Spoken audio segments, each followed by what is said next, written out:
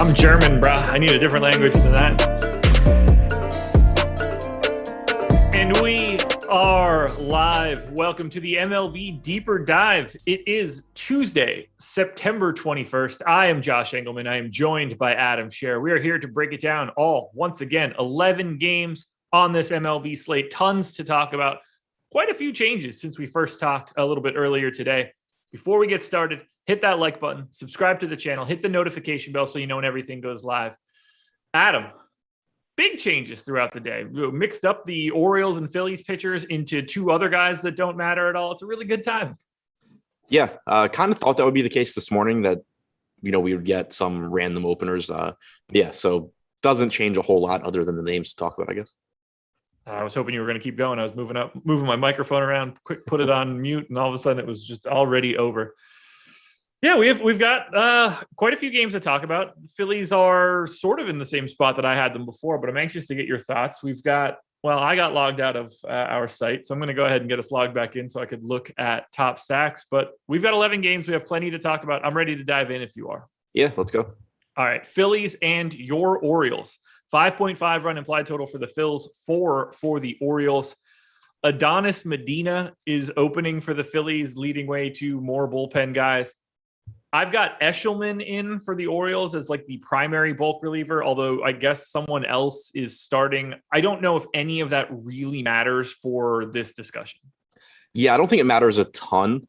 We have Connor Green starting for the Orioles, not expecting him to go deep or anything. Not sure who's going to follow him up, but it doesn't really matter. Like if it's Chris Ellis, you're not concerned for the Phillies. If it's Tom Eshelman, you're not concerned for the Phillies. If it's Dylan Tate, you don't really care that much. It's a good spot for the Phillies regardless. Yeah. So we're on the same page there. I don't think that it's going to matter really who's coming in. I don't think they don't have the arms to make it matter. Let's start with Philly. They are the number 2 stack on our top stack tool right now. A little bit over-owned.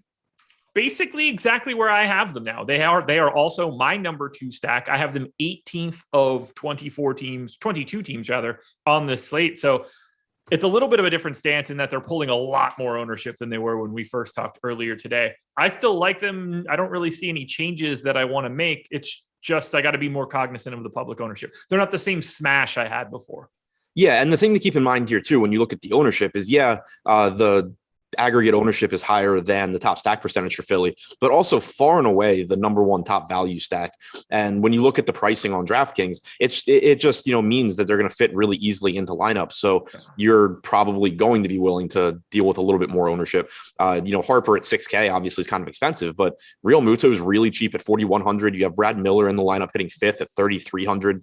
He's got power. McCutcheon's only $3,200. Didi Gregorius is $3K flat. It's a really cheap offense with a 5.7 implied run total against a terrible pitching staff. So it's just, like you said, you want to be cognizant of the ownership of the rest of your lineup. But when hitters are as cheap as they are here, it's going to be a little bit more appealing to get to them even at relatively high ownership. I'm really happy that this rebounded a bit and looked better for me because I was really curious about this Phillies top stack earlier today. So this looks really good. I think Herrera and Harper are honestly a little under-owned. I think everybody else is right around where they should be. I'm still happy to get to Philly because this spot is great. This park is great for home runs. 110 park factor to righties, 109 to lefties. It's just a really nice spot. Second highest implied total on the slate behind just the Dodgers in course. So I'm very happy to get to the Phillies. I think the more interesting question is, do you have any interest in the Baltimore Orioles, who are, for all intents and purposes, free today? A little bit. I think Cedric Mullins at 4,300 really stands out. Even crunching a cash lineup for DraftKings right before the show started to, kind of get a feel of how things are setting up now. He showed up as one of the guys that I think you could use as like kind of a last piece in. And I don't mean that in the sense that he's not good, just, there's clear priorities. I don't think he's one of them, but it's a very good price tag on Cedric Mullins in a good spot. Philadelphia's bullpen, not particularly good either. Medina, not someone that profiles as a particularly good pitcher. And then Hayes, Santander, Mancini, Severino, these guys are all really cheap as well. It's going to be difficult to prioritize Baltimore on a slate of this size, but we do have them, in the middle of the pack with a 4% chance of being the top stack, only pulling about 3.5% aggregate ownership. Individually, they aren't getting much at all. Cedric Mullins leading the way on DraftKings at 8%, followed by Hayes and Santander between 6 and 7. So it's a pretty high upside spot, I think, even though they do have a relatively low implied run total. This is an offense that has plenty of power, and they're not really facing good pitchers. But still, I think when you start talking about a lot of the other teams on the slate, they'll kind of come in ahead of Baltimore. Number one value stack on the slate right now per our top stack tool. 12.5% chance of being the top value. Second highest? Oh, Philly's third. Okay, I was gonna say, wait, this is the value. So Baltimore, you're on FanDuel. No, I'm on DraftKings. I really am on DraftKings this time. 12.5% top value odds for Baltimore. Yeah. I don't know why it didn't refresh the first time for me, but yeah. Okay, sorry. So I am right now. 15.4% for Baltimore, 10.6 for the Phillies. Oh, I'm refreshing again. I had 12.5 for Baltimore. You must have just got an update. Oh, yeah. All right. So top value stack. Top value game for sure, since Philly is third. Do you think that this game goes slightly over-owned because they're so easy to get to? Slightly over-owned, probably, in terms of if you're just saying, compared to their chances of being the top stack and not accounting for the salaries at all, but less so when you account for the salaries and what the rest of your lineups can look like if you use those Philadelphia bats or Baltimore bats. Who's your favorite bat in this game? I think it's probably Real Muto at 40. It's tough. With Brad Miller batting fifth at 3,300, he's up there too. The reason I say Real Muto is the position. I think Harper clearly is a great play, but he's expensive. Real Muto, Miller, Mullins, I think, are all reasonable answers as well. But outfield's pretty loaded as always. First base is loaded as always. Catcher is not, and Real Muto is really cheap. So Real Muto is my answer, but I think there's a lot of good plays here. This is going to sound, obviously it does matter, but Real Muto having first base eligibility with catcher is so not meaningful. What are the chances that you're using him at first instead of catcher? It's got to be pretty minimal. Yeah, it should be pretty low. Yeah. All right. Well, I like this game a lot. I'm not super worried about that Phillies ownership. They grade out really, really well. So let's get to Yankees and Rangers. 5.2 run implied total for the Yankees, 3.3 for the Rangers. Jordan Montgomery and Dane Dunning. We talked about it a lot earlier today. Montgomery at 39% ownership. He is one of the most owned pitchers on the slate, second, in fact, to Brandon Woodruff. I'm a little lighter here. I think it's a little bit easier to spread out in the middle section, whether that's, and again, I can pretty much guarantee Jordan Montgomery's ownership is going to come down if and when we get the Joe Musgrove news. Musgrove's just going to get some of that in this area, or at least I think that he is. So if this settles in the 34, 35 range, either way, I think it's a little high, but unquestionably he looks good in this mid-tier against Texas. Yeah, I think he's the SP2 in cash on DraftKings. I think he's a good tournament option as well. I ran a tournament crunch a couple of hours ago, so I don't have the most updated ownership or lineups in, but I ran one a couple hours ago just to kind of get a feel for how things were looking. And I got 39-40% Montgomery, so right around the field. I think that he's, like you were saying, I think he's a little bit over-owned, but he also projects as probably the best option in this range. You have Texas with only a 3.3 implied run total. They've been the worst offense in baseball against left-handed pitching. They have the lowest WRC plus. Overall, they're tied with Pittsburgh and Miami for the lowest WRC plus.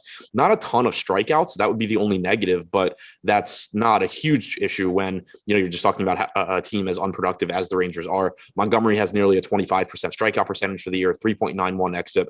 He's a good pitcher in a really good spot. I think he is the best of those options, but you want to keep the ownership in mind. If you are going to a more popular team, if you're going to the Phillies or the Dodgers or something where you are allocating some ownership to your bats, then maybe move from Montgomery to one of the, for lack of a better word, riskier options in that price range. Dane Dunning, couldn't even say it. Yeah, I don't think so. Tough spot against the Yankees. Question marks about how deep Dunning can even go into the game. They have said that they want to ramp him back up, so that by the end of the year, he's throwing 80 to 90 pitches. But so far, 14 and 43 in his last 2 outings. If you assume he's doing something like 4 innings, 65 pitches here, it's pretty hard to justify that price tag against the Yankees. Let's talk about this Yankees offense. Big time run total, one of the few teams that are north of 5 runs. They look pretty good, and they should, because a lot of this lineup has monstrous power. I've got it at a 210 aggregate ISO for this team, and that's with DJ LeMahieu in the leadoff spot, basically nerfing that a little bit by having a relatively minimal ISO. How are you handling the Yankees today? So I think it's an okay spot, and I like the pricing. I think Anthony Rizzo is one of the cash options on DraftKings at 3,700. Certainly a good option in tournaments as well. But LeMahieu's cheap. Stanton, Gallo, Torres, Sanchez, the whole team is cheap. Aaron Judge, 5,100, the only hitter on DraftKings above $4,200. So that should drive the ownership up a bit. Right now, we have them getting about twice the ownership they deserve. But again, they're also a pretty inexpensive stack. So I like the Yankees. I don't think it's a great spot. I think Dunning's a pretty average pitcher. So he's not good enough where it's going to drive me away from New York, but he's not someone that I'm looking at and saying, I don't know how the Yankees, don't succeed here. I think Dunning is fine. So the ownership's a bit of a deterrent. There's a few teams that I like more, that I think are in better spots and or have the same upside and are lower owned. So those would be the issues for the Yankees for me in tournaments. But as far as, the way they projected their salaries, I think they were a really good team. Are you surprised to see their top stack odds? Yeah, it seems a little bit lower than I was expecting. I don't think that New York and Atlanta should be separated by as much as they are. Yeah, neither do I. They have basically the same implied run total, I think. And the Yankees certainly have a better lineup than the Braves. I'm wondering how much Musgrove not being confirmed is messing things up, because we have the Giants higher than the Yankees. So that seems weird. That's a decent one to point out, more so than the Braves, because there's a 0% chance the Giants have a higher top stack odds than the Yankees today. Their implied run total is a run and a half lower. Yeah. So I have the Yankees at a 7% chance of being the top stack. That feels pretty good to me, given where everybody else is at the top. I'm happy to get there. They are my number 4 overall, 15th in terms of leverage. So basically properly owned. They're a team that I want to get to. When the Yankees have a 5-run plus implied total, especially at home in this park for home runs for, 7 of these guys, it's just a great spot to pick up individual home runs. Are the Yankees a better team to just roster individually? That thought just came in my mind right now. I don't. Do you think they hit more solo home runs than other teams? I have no idea. Okay. I'm just starting to spitball here, thinking I wonder if they just hit a bunch of solo dingers and they would be better used as 1 and 2 mans. But I think that that's probably dumb. I think they're a team that you can do that. You can do the mini stacks with more than other teams, because there's so many different options you can use. But if they're facing a pitcher who's not pitching well, I would still rather have 5 than 2 or 3. Yeah, that's a good point. I'm an idiot. I was talking through that in my head, as the thoughts were coming into my brain. I knew it was wrong the moment it was coming out of my mouth, but I knew what I meant. I just couldn't articulate it. Is there any incentive to going to the Texas Rangers today against Jordan Montgomery? The incentive would be that Montgomery is pulling 40% ownership, but it's not a spot that I'm really looking at too much. The Rangers aren't really favorably priced either. Ibanez is expensive batting 3rd. Garcia is pretty expensive batting 4th. Then you get value with Solak, Calhoun batting 6th to 2,300. But I'd feel maybe a little bit differently if like the whole middle of the order was like 3K. But even then, it's just such a bad offense, such a low probability spot that the negative correlation is certainly nice, but there's a lot of opportunity cost for bats tonight.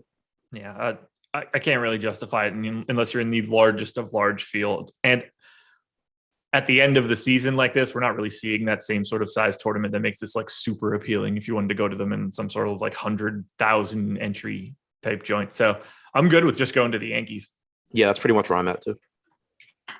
Red Sox and Mets, 4.9 run implied total for the Red Sox, 4.3 for the Mets. It's Eduardo Rodriguez and Marcus Stroman. No ownership coming to Stroman. Erod is at 25% ownership. That seems about right to me. Maybe a hair too high, but either way, I think the ownership makes some sense. It's a scary spot, though, against New York. So I'm anxious to see what you want to do with Erod. Yeah, I think it's a pretty middle of the road spot. It is worth noting that the Mets get a designated hitter here. So you have JD Davis in the lineup. That's another good bat in there.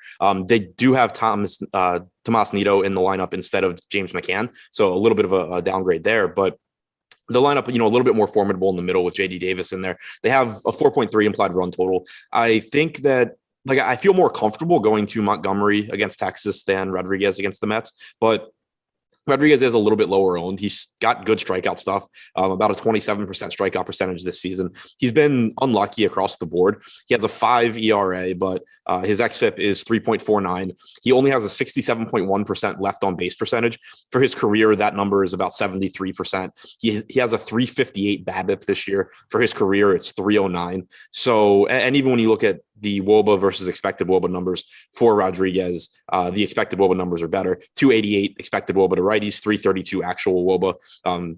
Actually, this year, 288 expected WOBA, 332 actual WOBA to righties. 312 expected WOBA to lefties, 339 actual WOBA. So you've seen him pretty much just get unlucky across the board. But it is still a somewhat risky matchup here. So I think Rodriguez is fine. When I ran my crunch earlier, I actually came in under the field on Rodriguez. I got to a decent amount of cheap pitching and then was over the field on Woodruff. But I don't think that's necessarily I think that I wouldn't be surprised if when I run a crunch after the show, I'm getting closer to the field on Rodriguez because I do think the ceiling's there. And, I think that the ownership makes sense. I can't get to Stroman, 2% at 9,200. He's a good pitcher. I don't want to target Boston, and I certainly don't want to target a non-strikeout pitcher against Boston when he's properly priced. Yeah, I didn't get to any earlier. The strikeout stuff is the issue for me. Only about 22% for the season. We know that it's a good Red Sox lineup. If you wanted to make a case for Stroman, it would be that he's not getting any ownership, and he is a real good life pitcher. Good real life pitcher. That came out weird. So you could certainly make the case where it's like, oh, well, Stroman goes 7 innings and gives up a run and strikes out like 6.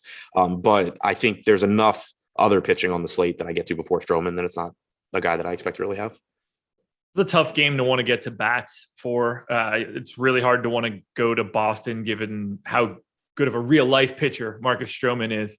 And for the Mets, Erod's good. I do like the idea of getting some Mets bats against Erod's ownership, but even still, it's not a spot that I desperately want to target for that opposite side leverage. I think it's easier to just sort of stay away from the bats. Neither one of these teams can be a priority for me. I was overweight on both teams earlier, but not substantially. They still weren't my highest owned teams. I do like JD Davis at 2,100 specifically. It's just a really cheap price tag. I think he's at third base in cash on DraftKings. I think the choices are pretty much Alex Bregman or JD Davis. He's going to be a good tournament option as well. You have decent pricing on guys like Baez and Alonso also.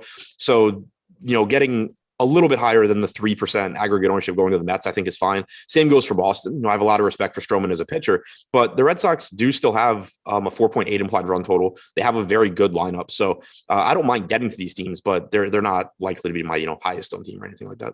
Yeah, it's going to be hard to get to a ton of volume, I think. It's just because of how difficult the actual matchup is. It is pouring outside. I feel like people can actually hear this. I can't. I'm legitimately nervous about how loud it sounds next to my house right now, but that's neither here nor there. Is there anything else you want to touch on, Red Sox or Mets? No, I think that's about it. The one thing specifically I think was important was JD Davis's DraftKings price. Yeah, 2,100, not too shabby there. MLB Live Before Lock is coming up next, 6 p.m. It's It's Eric and Greg. They will take you all the way up until that 7:05 lock. And then that's it. That's all we've got for live shows for the rest of today. We had 7 other ones earlier today. So make sure you are checking out live before lock. I assume if you're watching this, you want to do that. And hit that like button. 530 people in here, only 60 likes. That is not nearly good enough, everybody. We got to run that number north of 100 just immediately. If you're playing today and you're not a member at Awesemo.com, MLB player rankings are free. So keep your eyes peeled for Nightbot dropping that link, or just simply go to Awesemo.com and browse directly to our player rankings. Follow along at home. All right, Rays and Jays, 4.3 run implied total for the Rays, 4.2 for the Jays. Drew Rasmussen and Alek Manoah. Rasmussen not getting any ownership. I don't think that's all that crazy, particularly against Toronto.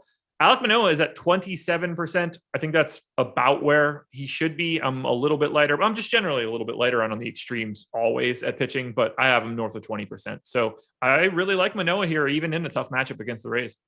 Yeah, he's pretty similar to Rodriguez to me, where I don't have any issue with him. In that crunch I ran earlier, I didn't get as much as the field, but I don't think that's necessarily indicative of where I end up later. I think that the ownership makes sense because this is a good park to pitch in. It's a park upgrade for Manoah. There's plenty of strikeouts in the lineup for Tampa Bay, especially when you get down to the bottom of the order. You have Zunino and Brett Phillips both in there. Both have power, but both strike out quite a bit. As a team, the Rays have struck out about 24% against right-handed pitching this year. The bad part is that they have, I believe, like a 113 WRC plus, 203 ISO. There's a lot of power in this lineup. So it's a pretty substantial boom or bust spot for Manoah. He has a 26.6% strikeout percentage this year, but also is allowed a little over a home run per 9, 4.11 xFIP. Those numbers are fine, but they're not, elite run prevention numbers. So you could really see this game go either way. I think that Manoah's got a high ceiling, but I also think the downside is pretty significant. It's a weird lineup for the Rays tonight. There's a lot of, at least based on everything from Steamer, it's not as strong as it was earlier today. 103 aggregate weighted runs created plus. Yeah. Noah Rosarena. No, is that it? I think it's just Margot instead of a Rosarena. I think that's it. Kiermaier's got an 84 weighted runs created plus via Steamer. I feel he hits about as poorly as he fields well. Good. Yeah, I got you. Brett Phillips, 81. I don't know. It's pretty weak late. Phillips has like a 110 WRC plus this year or something. Okay. And then Zunino, not that great of a hitter, but obviously awesome power. I got the Blue Jays 16th. I got the Rays 18th. Oh, thanks. Yeah. Crew's the other one missing. Oh, yeah. Good. I was going to say, it just seemed oddly weak, and I couldn't figure out what it was. Yeah, it was driving me crazy because I was like, I know it's a Rosarena and someone else, and I couldn't place it. But yeah, you have Margot and Phillips instead of a Rosarena and Cruz. So yeah, a little bit better lineup. Yeah. A little bit better lineup for Manoah, rather. Yeah, I don't really want to go here for offense on either side. No, me neither. I had said this morning that I thought this was one spot that, maybe I would end up getting over the field on just because I love stacking Tampa at low ownership. But I think when you have, we already talked about the Mets and Boston being similar. I think that Toronto on the other side of this game is similar. I think that the loss of a Rosarena and Cruz is going to just make it a little bit less enticing to get to this team. All righty. You ready to move on to Brewers and Cardinals? Did you want to mention the Jays? I didn't, but you can. Well, yeah, I was just going to say it's kind of the same thing that we say about Toronto a lot. It's not a great matchup. It's not a great park. Rasmussen probably goes 4 or 5 innings here. He's been good as far as run prevention goes as a starter. Strikeout stuff hasn't been great, but 3.78 xFIP, 0.28 home runs per 9 as a starter this year. Toronto, always a team that can break a slate open. They are getting about 1% ownership. So there's merit to get into them in larger field tournaments for that reason, but not a team that I would expect to get to in single entry or 3 max or anything like that. Okay. Yeah. I thought that I had hand waved them already. I didn't know what your thoughts were there. So we'll go to Brewers and Cardinals. 4.7 run implied total for the Brewers, 3.3 for the Cardinals. Brandon Woodruff and Jake Woodford. That is really hard to do. 44% ownership coming to Woodruff today at 10,400. The Cardinals have tied for the lowest implied total on the slate. I have nothing to add here. I think it's very clear that Brandon Woodruff is the number 1 pitching option on the slate. Yeah, I agree. There's the only concern that I mentioned this morning was that the Brewers aren't playing for anything. So I think it's pretty unlikely that you get a game where they, look to run Brandon Woodruff out there for like 8 innings or something like that. But he's gone 6 innings in 4 straight starts, through 90 pitches last time out, 101 the start before that. So maybe not quite as high a ceiling as he would have had, at the midway point of the season, but still, I think projects clearly as the number 1 pitcher. He's not that much more expensive than someone like Manoah. The Cardinals don't strike out a lot, but they're also a below average offense in terms of production. I think obviously Woodruff is getting ownership, but I think it makes sense given, his level of talent compared to the alternatives. So obviously really like Woodruff here. Not much else to say. I don't feel the same about Jake Woodford. Apparently it is not the word wood in the name that makes you great today. Nothing on Woodford for me. Yeah, see, it is hard, isn't it? Yeah, that was tough. I wonder if they scratched him yesterday just to push him today and make our lives miserable. I'm sure that's exactly what they were thinking of. Yeah, I can't think of any other reason. Yep, exactly. I've got the Brewers 10th. I am happy to target them a little bit. It's not a team that I need a lot of, but I think they look okay here.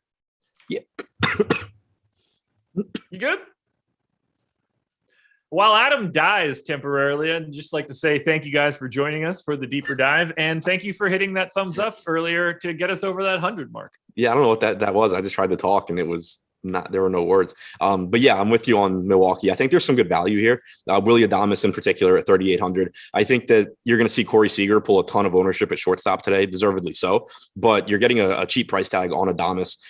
He's the one value bet that sticks out. But then Escobar, Garcia, Narvaez, Urias, these guys all have some power in the middle of the lineup as well. Wong leading off only 4,100. So I really like Adames individually, but the rest of that team looks pretty good also. Well, yeah, Wong and Adames are the guys that are popping the most. Adames pulling the ownership. Wong not pulling it nearly as much as I think he should, but he should be a little bit higher owned as far as I'm concerned. And then for the Cardinals, this one's going to be pretty easy. I will not be having Cardinal stacks today. Right there with you. Don't really see a need to get there. No, it's just not going to be that day. Not going to be that day. All right. Well, I don't have anything else for Brewers or Cardinals at this point either. That was easy. MLB Deeper Dive. One giant word. That is the promo code. See, if you would have just choked five seconds later, I could have just got right into my general read. $29.95 for an Awesemo Plus weekly pass. That gives you access to everything we have, and not just for MLB. That's going to be player projections, ownership projections, premium slack, top stacks, top pitchers, top everything for each individual sport. So we've got different data tools across different sports. It's a pretty good time to get in for Awesemo right now. We're rounding out baseball. We've got NFL full tilt right now. We've got college football. The NBA is right around the corner. I started working on my model sheet today, which was fun to do. So MLB Deeper Dive. One big word. You can see it up on the screen right now. Save 25% off your first week of Awesemo Plus. Here we go. Cubbies and Twins, 4.1 run implied total for the Cubs, 3.9 for the Twins. Alec Mills and Griffin Jacks. They're basically owned the same. Mills at 12%, Griffin Jacks at 11. I have Mills with the slight edge. I've got him at 15. I've got Griffin Jacks at 7. But either way, there's not a lot of separation here as far as I'm concerned. I think both of these guys should be around 10% owned. Yeah, in the crunch I did earlier, I got 11% of both. Not, again, not that is necessarily indicative of what I end up with, but it kind of reinforces the point. I view these guys as basically the same. I think that Alec Mills is a better pitcher. He has a 4.05 xFIP as a starter this year in 17 starts, but he's still not a very good strikeout pitcher, has about a 17.3 or 17.2% strikeout percentage. Griffin Jacks has been absolute garbage since coming up to Minnesota. 5.67 xFIP in his starts, 2.24 home runs per 9, 17.4% strikeout percentage. But you have the wind blowing in 15 to 20 miles an hour in Wrigley. That makes a big deal, knocks down fly balls there, should help mitigate some of the power that these teams have. The Cubs have the highest strikeout percentage in baseball since the trade deadline. They do still have some power in their lineup. They've been right around league average in terms of production as well. But the wind blowing in combined with the strikeouts does give Jacks some upside. On the other side, Mills not. I think it's a more difficult matchup for Mills when you have, this middle of the order that has Buxton, Polanco, Donaldson, and Kepler. But you do get a pitcher since this game's in Chicago, and Mills is cheap. So really, it's just neither of these guys are safe. It wouldn't be shocking if either team, has success, but the combination of the weather and the fact that there's just not really good cheap pitching on this slate. There's no cheap pitcher you can point to and say, oh, this is the guy, like he's good. And I'm confident in him. So it basically just comes down to, unless you're just going to forego the entire bottom of the pricing spectrum on pitchers, if you're going to use cheap guys so that you can pay up for some of those like Coors Field bats, for example, you're probably going to land on some Jacksons and Mills. I don't have anything else to add really for the pitchers. It's rare that I see a matchup like this where both guys don't really have great strikeout rates projected via Steamer. In fact, they're honestly like pretty bad relative to average, both significantly below. And yet there's still two pitchers that I'm going to get to in like 10% of my lineups, just because they're both priced pretty well in, the low sixes. And at least for Griffin Jax, he gets a matchup against the Cubs that aren't very good. Mills has a tougher matchup, but he's probably the better pitcher too. So it's a really weird balance here. And then we start talking about the bats where there's basically no ownership at all coming into Minnesota. I think that they look like a really interesting leverage stack. As I look at Top Stacks tool, they're under owned, but they don't have a very high chance of being a top stack. Similar story for the Cubs. I think they're a little bit under owned. We're seeing them have even less of a chance and quite a bit over owned. I like the Cubs, I guess, a little bit more than the public. I think it's mostly because I think Griffin Jax sucks. So I'm going to throw it to you now. I don't really know how to talk about this game. Cubs bats, Twins bats. Which direction do you want to go? The weather is the big concern for me. We have this game has like 7.5 total or 8 total now. Really, really low for these two pitchers. We know that wind affects Wrigley more than pretty much anywhere. So that's the concern, and it's going to keep me from getting to too much. Right now, it looks like the Twins with a 3.7 implied run total, Cubs at 3.9. I do think that in tournaments, taking some shots individually at Jorge Polanco and Max Kepler makes some sense. Mills has had pretty drastic splits in terms of what he's allowed to lefties versus righties. This year, a 366 expected WOBA to lefties, only 286 to righties. So I don't mind taking a shot on those guys. And then of course, Buxton, Donaldson, Sano are all fine. But just at 1% ownership, I think mixing in guys like Kepler and Polanco makes sense. From the Cubs side, I think it is a good spot because it's a good matchup rather. Jax has been really bad. The issue is just if every fly ball you hit is going to get knocked down and land on the warning track, then that's going to, that's a pretty significant risk. Yeah, that's a good point. Yeah, the wind is definitely something that we need to take into account, particularly when we're at Wrigley, because it makes a gigantic difference.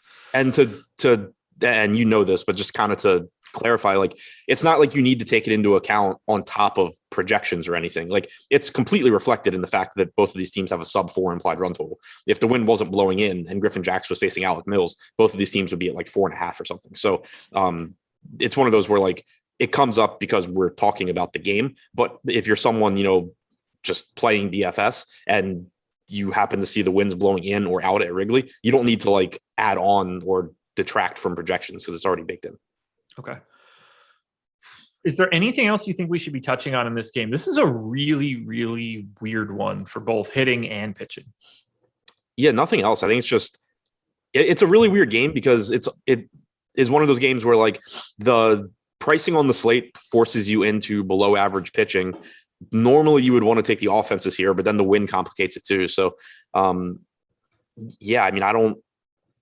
don't feel confident in how this game plays out. I think that the pitching just sort of is there. Getting around the field on the pitching, I think is fine. I don't mind if you end up with some of the bats, but I do think the wind's a pretty legitimate concern. Best bat in this game? Kepler at 3,700. Yeah, that's not all that too shabby there. I like Wilson Contreras for 3,900 as a catcher option, pulling a little bit of ownership.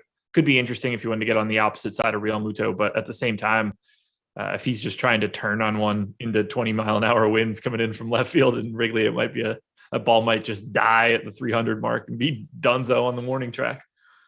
I don't have anything else here, so it's time to talk about what will be the most popular stack of the day. And that will be the Dodgers. They have a 6.4 run implied total in Colorado against the Rockies. Antonio Senzatella going for Colorado.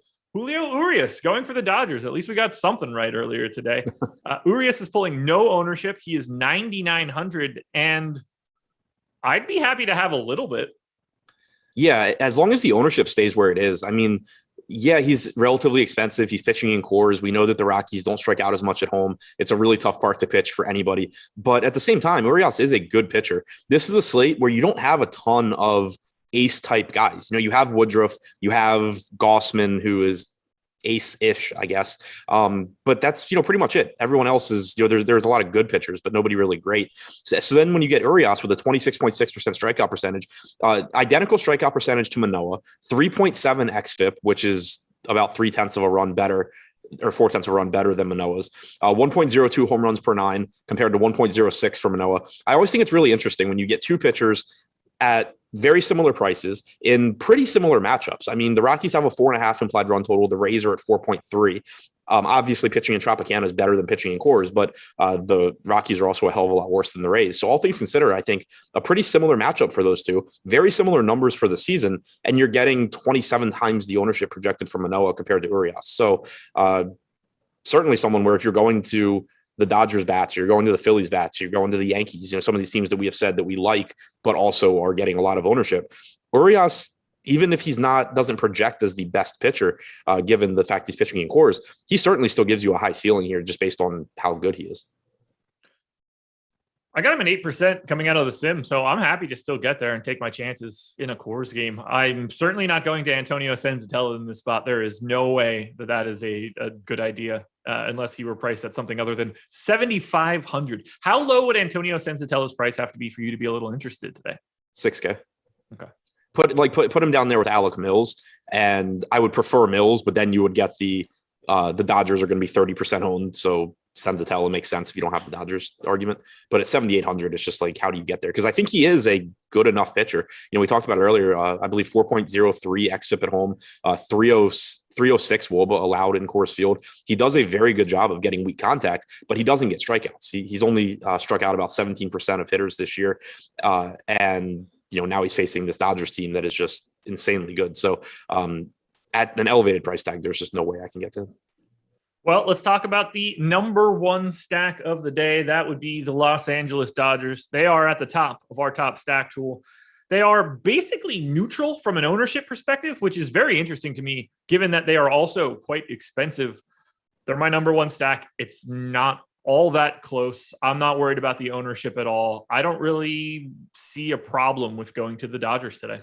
No, neither do I. We haven't updated ownership since their lineup came out, but you did get a value bat in there as well with Gavin Lux hitting 7th at 3K flat. He's in the lineup in place of Chris Taylor. Cody Bellinger is in the lineup. Someone had asked in chat a few minutes ago, but it's just a really deep lineup. They're expensive for the most part. I think Corey Seager's mispriced at 4,600 on DraftKings. But other than that, everybody in the top 6 is at least $5,400. Mookie comes in at 6,400. So this is one reason why pitchers like Griffin Jacks and Alec Mills are going to pull some ownership is, people trying to stack up the Dodgers here. The concerns would be just that Senzatella is good at getting weak contact. It is the first game in cores as well, which we know is typically the lowest scoring of the series, but it's still a 6.5 implied run total for the Dodgers. They're still going to look like the top stack on the slate. And it seemed like people kind of misunderstood in chat this morning when we were talking about it. One person in particular, but we talk about this a lot. Just because they're the top projected stack, they're still going to fail 80% of the time or something. But also, if you have, if you don't think that the Dodgers have a higher chance of being the top scoring team today than anyone else, you're crazy. Yeah. Obviously, you would take the field versus the Dodgers if you could do that. But when you're just talking individual teams, it's pretty clearly the Dodgers number one. If you come up to any conclusion other than the Dodgers today, you should never do this.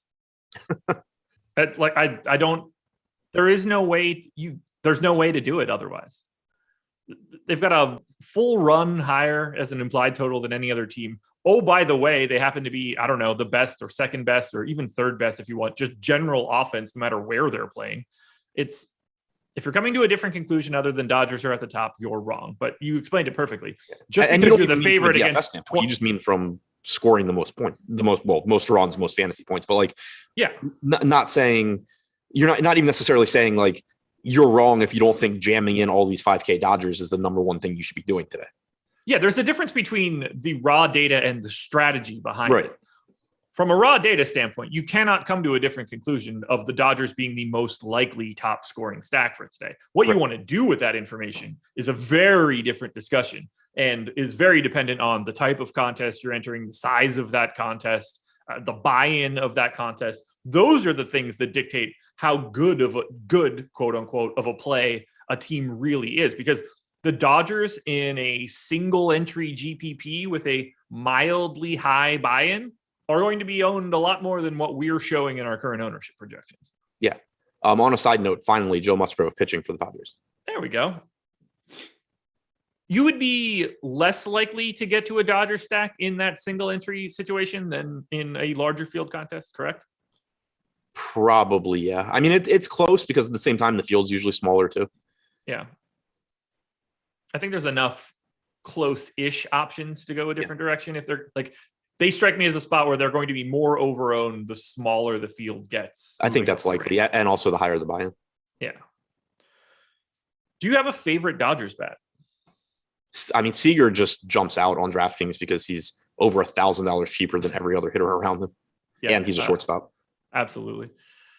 What about Rockies? I have them fifth. I have them under-owned. I've been over the field on the Rockies quite a bit in our discussions previously, but I'm okay with that on days when they're actually at home and actually, they perform like a real MLB team. So do you go to Colorado today? Yeah. In the crunch I ran earlier, I got a little bit over the field on them. Nothing crazy, but they're just not really pulling ownership. It's still, a team in Coors Field. And I think most importantly, they're reasonably priced. You have Hampson leading off at $3K flat. Rogers is $4K, Cron is $4K, Diaz is $4K, $4,700 for Story is certainly a reasonable price tag as well. So I think Urias is a good pitcher. I certainly have a lot of respect for him, but 4.5 implied run total, game is in Coors. Clearly there's upside here and not much ownership. We just got a super chat from Corey Randall. He said, I'm doing the $121 single entry on DraftKings. Would it be wise to avoid the Dodgers? I don't think I will, but curious. I don't know about wise, but I get why you would want to. Yeah, I don't really feel strongly either way on that. I think if you want to stack the Dodgers and just use like a Lobo and secondary stack, or, use Urias instead of Woodruff or something like that. That was, the first pitcher example that came to mind. That's perfectly fine. If you want to go to the Astros or any team other than the Dodgers and play the better pitchers, that's also fine. I think it's pretty close, but you certainly can play the Dodgers in single entry. Just pay attention to what else is going into that lineup. But like looking at the individual ownership, we have Seager pulling 27% because his price tag is absurd. We have Trey Turner at 26% because second base is a really bad position. But other than that, Will Smith's the highest projected owned guy on the team at 17% in our last ownership update. So other than Trey Turner and Seager, right now we basically have the Dodgers ownership throughout the rest of the lineup projected to be the same as, the Phillies or the Yankees or like these other teams we've talked about. Yeah, if I'm Corey Randall here, and thank you again for that super chat. Like if you just lock in that Dodgers 5-man, I think the first spot that I'm trying to change somewhere is probably at pitcher. Are you more likely to you're probably more likely to get away from Montgomery in this situation. I feel like you can kind of just get away from Woodruff if you want, and that will really change up your game, especially in a single entry contest like this. Yeah, like obviously I would rather get away from Montgomery before I get away from Woodruff, but I'm assuming if I'm stacking the Dodgers, I'm not going to be able to go like Woodruff plus Urias too. Yeah, but doing something using Kevin Gausman, using the Dodgers stacks is one example where guys like Gausman, Urias, Urquidy, just fit in where they're not the most likely to have success, but they're also not going to be owned nearly as much as the more popular pitchers. That's all I've got here. Thank you again for that super chat. It was good to dig in a little bit further on the Dodgers. I'm good. You good? Yep.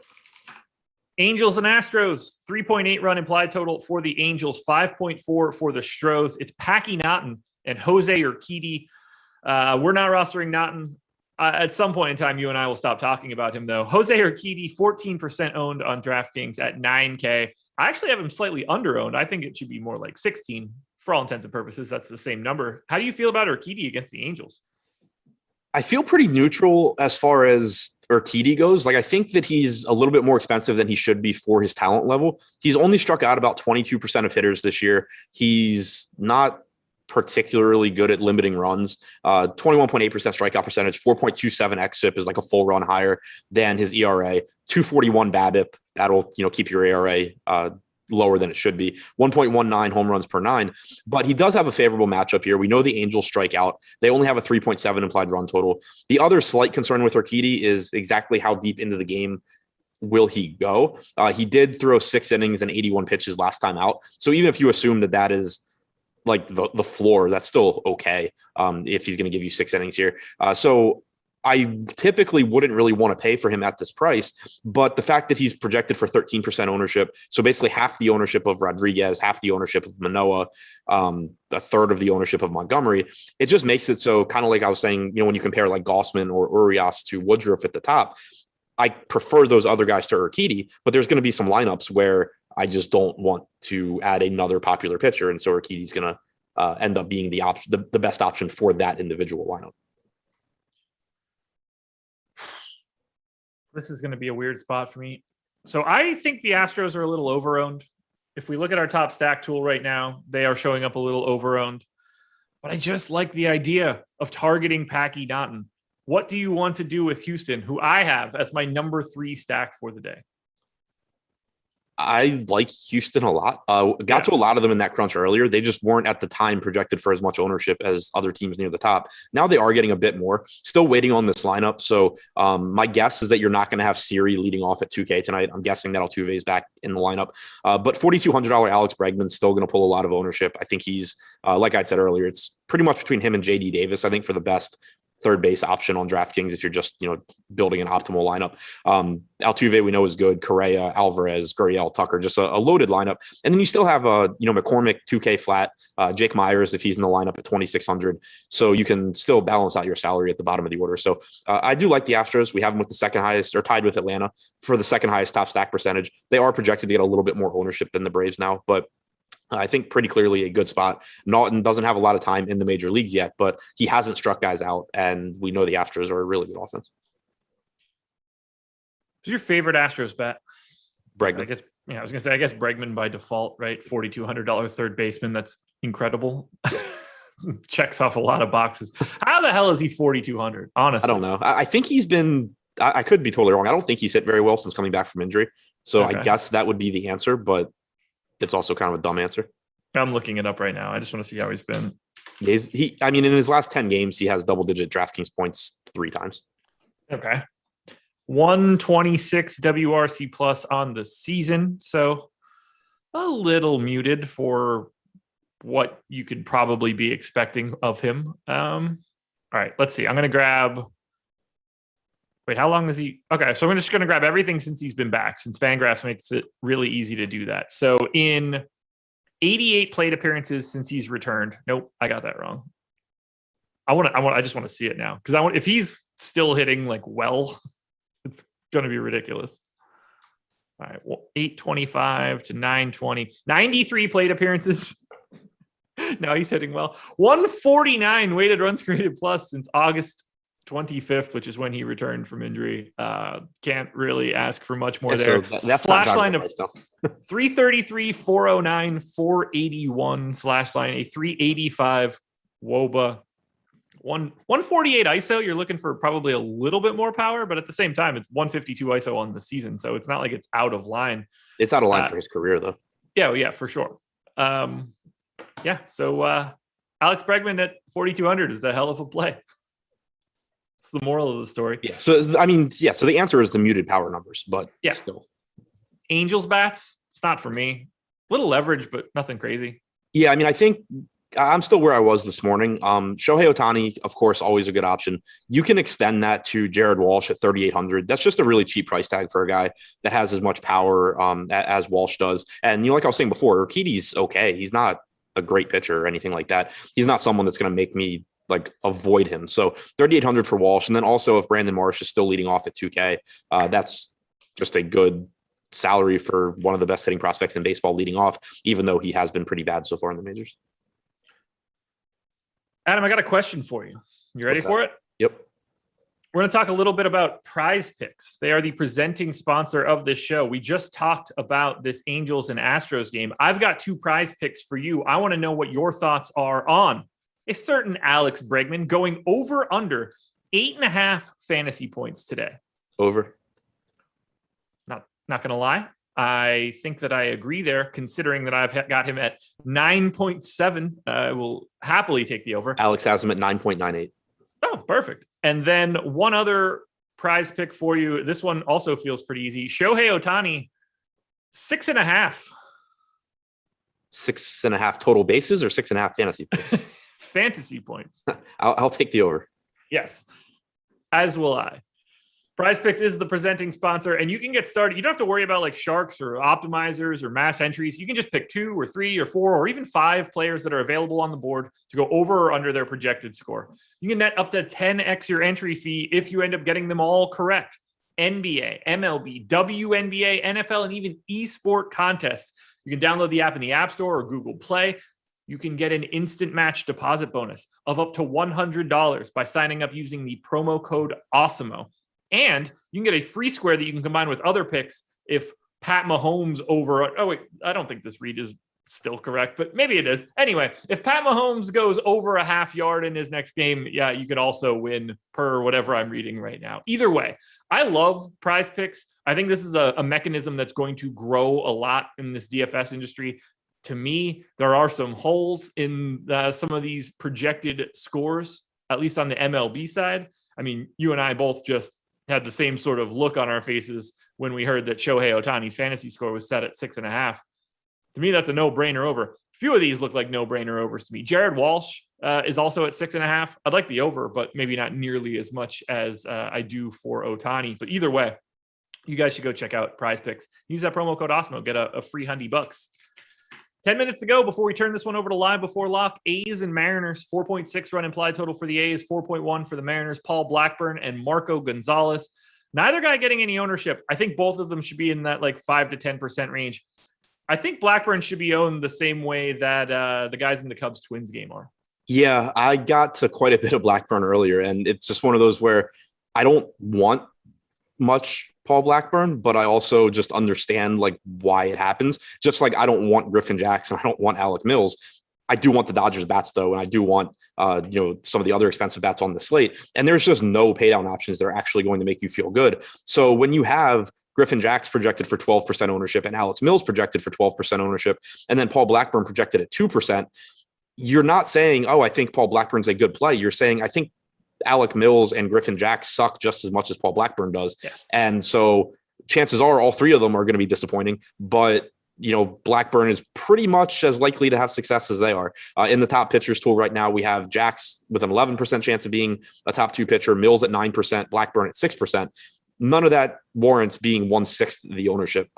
Seattle does strike out a lot. It is a favorable park. Blackburn typically doesn't go deep into games, partly because he's not good at pitching and partly because I think it's kind of all because he's not good at pitching, but sometimes he doesn't go deep in the games because he gives up a bunch of runs. Other times he doesn't go deep in the games because he hasn't given up many runs, and the A's are just like, okay, we're going to, good job, get out of there. It's been 4 innings. But at 5,700, it's not really about what you think Blackburn's going to do for you. It's about what else you can get into your lineup, and then just basically saying, hopefully Blackburn gets like 11 points and Jackson Mills get like 8. So as long as the ownership gap is there, I'll get to Blackburn just because I need pitchers in that price range, and he's low owned. Marco Gonzalez? That's a much more difficult sell for me just because he is pretty expensive. I don't like taking pitchers against Oakland. They don't strike out a lot. They have a lot of power. Gonzalez isn't good at getting strikeouts. He's not a terrible pitcher, I don't think. He does do a pretty good job of keeping guys off balance. It is a good park to pitch in, but I just have a hard time like figuring out how he has any sort of a ceiling game here against Oakland. I don't have anything to say about these bats. Oakland is my 15th stack. The Mariners are 20th. It's not the park for me to target. If you want to get into like the first couple bats for the Oakland lineup, I think that that's okay, but there are no priority 5-man stacks in this game for me.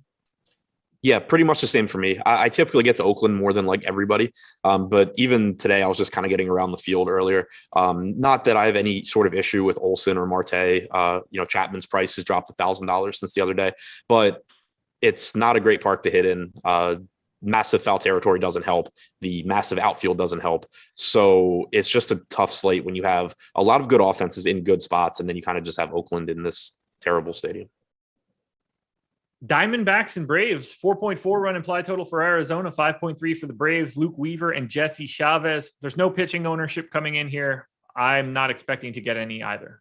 No, I don't really see a reason to. If you were going to go to one, I think it's Luke Weaver, just because he does have decent strikeout stuff, particularly against righties. The Braves do have some strikeouts in their lineups, or in their lineup, and then they're also going to get some ownership. I think I would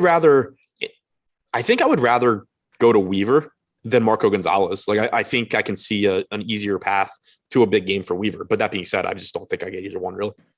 Well, let's do this one now. Talk about the Braves stack. They are number 2 in our current top stack odds, but a little bit overowned. I'm a little bit more pessimistic on the Braves in this matchup. I think I'm giving Luke Weaver a little bit more credit than the public is giving them.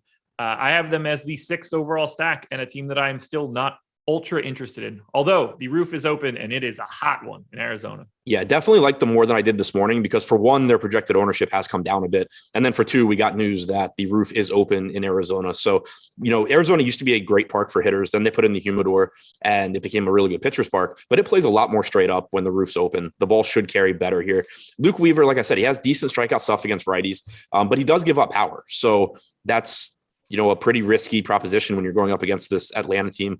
Since started last year, 24.7% strikeout percentage against righties, but a 199 expected ISO for Weaver. Against lefties, only a 20% strikeout percentage with a 196 expected ISO. So it sets up well for Freddie Freeman. It sets up well for Ozzie Albies from the left side. Eddie Rosario, I think, is one of the best value options on the slate. 2,900 on DraftKings, I believe 28 or 2,700 on FanDuel. He only has 245 plate appearances against righties this year, but 191 expected ISO, and this is someone that has a history of hitting for power. So I think he's mispriced. And then the right-handed hitters, kind of like I was saying, Weaver can strike them out for sure, but 3,800 for Jorge Soler, I think a very high upside spot. Austin Riley, Adam Duvall, d'Arnaud, we know these guys have tons of power. They're not really expensive. I like getting to the Braves. I liked them this morning, but I was just a little bit concerned on ownership. I like them even more now since I think that their outlook has gotten better and their ownership has come down. Do you have any interest in Arizona? No. That'll work. If Calhoun's in the lineup at 2,700, that's fine. Padres and Giants closing it out. 3.7 run implied total for the Pods, 3.8 for the Giants. It is now official. Joe Musgrove for the Padres. Kevin Gossman going for the Giants. I like Musgrove more than I like Gossman here. 8,800 for Musgrove. Showed up in 19% of my sims. Happy to get to Gossman. I think about 10% seems fine. Yeah, both of these guys to me, and I'm refreshing now, but I don't think we have Musgrove added into the top pitchers tool yet. Yeah, we don't. So still kind of tough to say exactly what I think, but the way I view Musgrove here and to some extent Gossman. So we have Musgrove projected for 25%. That's a bit of ownership. I don't like the matchup. I mean, the Giants are a very good offense. They are now favored. It looks like slightly. They're tough to strike out. They have a lot of good hitters top to bottom in this lineup. Musgrove has been good overall this year, 27% strikeout percentage, 3.61 xFIP. But if he's getting ownership, I just kind of don't love getting to him. Again, it's just I view him very similarly to Rodriguez. I view him similarly to Jordan Montgomery given the matchup. So kind of just, if he's going to get more ownership than Rodriguez, I probably play more Rodriguez. If Rodriguez is projected for more ownership, I probably play more Musgrove. The ceiling is there, but I don't really like the matchup for him. On the other side, Gossman, I think, is a pretty interesting pivot away from Woodruff in lineups where you need to save ownership. I think the gap between them is big enough that I'm not going to just start getting a bunch of Gossman at the expense of Woodruff, because I'm going to have plenty of lineups where I have low owned bats and I don't really care about the ownership. But where you do need to save ownership, we talked about it this morning, but the numbers for Gossman versus Woodruff are pretty comparable. Their strikeout percentage is separated by 0.2 of a point. Gossman has a 3.28 xFIP compared to 3.05 for Woodruff. 0.82 home runs per 9 allowed for Gossman compared to 0.9 for Woodruff. Walk percentage is 0.6 percentage points different. So pretty similar numbers for these guys. I'm more concerned about the Padres offense than the Cardinals offense, but I think that from a ceiling standpoint, Gossman is not far off from Woodruff, and he's getting a lot less ownership. So Woodruff projects a lot better, and that's why I think where I don't need to save ownership, I'm just going to go with Woodruff even at the higher ownership. But if you do need to save ownership, I do think Gossman's a good option. I know you were getting a little bit of the Giants earlier, but I don't expect to get bats in this game. This is a great pitching matchup, and I'm not really targeting offenses here. Yeah, I don't anticipate getting much either. I got a good amount earlier, but I think that was just because I had run everything before Musgrove was confirmed, and that was messing stuff up. Yeah, like I'm never upset when I get to the Giants just because they are so good, but there's a lot of spots. Like we've already talked about so many spots where I'm like, yeah, I kind of like them, but I don't think I can get there. Like when you talk about Tampa Bay and Toronto and Boston and the Mets, I think I would kind of rather get to all of those teams. We'll sum it up. Who are your favorite stacks for today before we get out of here and turn it over to Live Before Lock? Dodgers, Braves, Phillies, given the value. Dodgers are at the top. I like the Phillies. Astros seem fine, but I am going to avoid the Braves. We will see where we end up with that one. Thank you so much to everybody that's been watching. Make sure you hit that like button, bump that count up over 200 before the guys get on. You've got Live Before Lock coming up next. Good luck tonight, everybody. Enjoy yourselves. We'll talk to you again a little bit later on. Stay on this stream.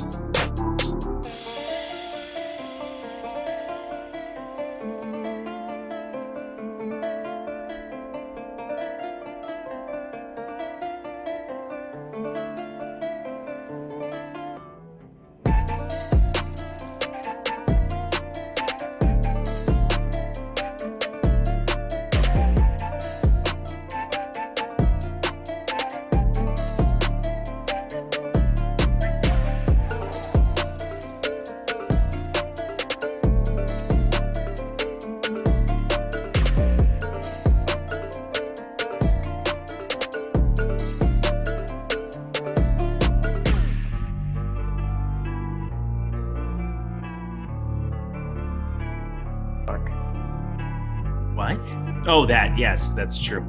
Oh, Lord. Something like that. Were we hot mic for that? Oh, yeah. Awesome. You're such a jerk face. Unbelievable. How can he turn the lights on for you for the countdown? You have to do that for Don't me. even understand, because he cares more about me. Welcome, everybody, to the MLB Live Before Lock show here, presented by Prize Picks. I'm Eric Lindquist. I'm going to be helping you guys out, but we got Greg Ehrenberg here to give you all of the picks, all of the solutions, all of everything you needed to know on this 11-game MLB slate on DraftKings and FanDuel. Greg Ehrenberg at G Ehrenberg DFS in the Twitter sphere. He's a great follow. I'm going to just say he gets into some debauchery here and there. He'll talk about basketball in July. I mean, he's basically everything you want on the Twitter sphere. So go follow him over there. Greg, how you doing, my dude? I appreciate it, but not for everybody, but for a small subsection of Twitter, they enjoy me. But I also wonder, like every once in a while, I'll see people unfollow me, and I always wonder what was the straw that broke it for them. But yeah, in Ben Simmons debates today on Twitter all day, because why not? But yeah, baseball slate today and some interesting chalk here. We've got Some that make sense where, Brandon Woodruff picking up a lot of ownership for good reason on a slate like this. But yeah, definitely a big slate, a lot of spots to dive into. Oh yeah, and Griffin Jackson, Alec Mills. I mean, what could be better than this in September 21st baseball? It's gonna get weird today. I just get that feeling. But as you're getting in here, or if you're already here, hit that like button. We got to get this thing way north of 200. Hit that like button. Make me look a little bit better. I know that Josh does a great job of getting those likes, but I want to join the fun here too. Jordan Klein giving him the head nod, maybe sometimes here or there. Hit the subscribe button as well, because you want to be following everything here. We also have the fantasy football channel, the Awesemo odds channel. We've got coverage for fantasy football pretty much every single day from here on out until February, it'll feel like. So go follow those accounts as well. But we're here on the main account, and we're going to be talking MLB DFS, of course. Let's get to it here on the top of the board. I guess the first guy right off the bat, Brandon Woodruff. Robbie Ray didn't work out so well last night. I don't really care. I'm going to a bunch of Brandon Woodruff once again in the top two pitcher tool here. 31.1% over on DK, 43.6% ownership. I'm still over the field on that number going up against St. Louis. How about yourself?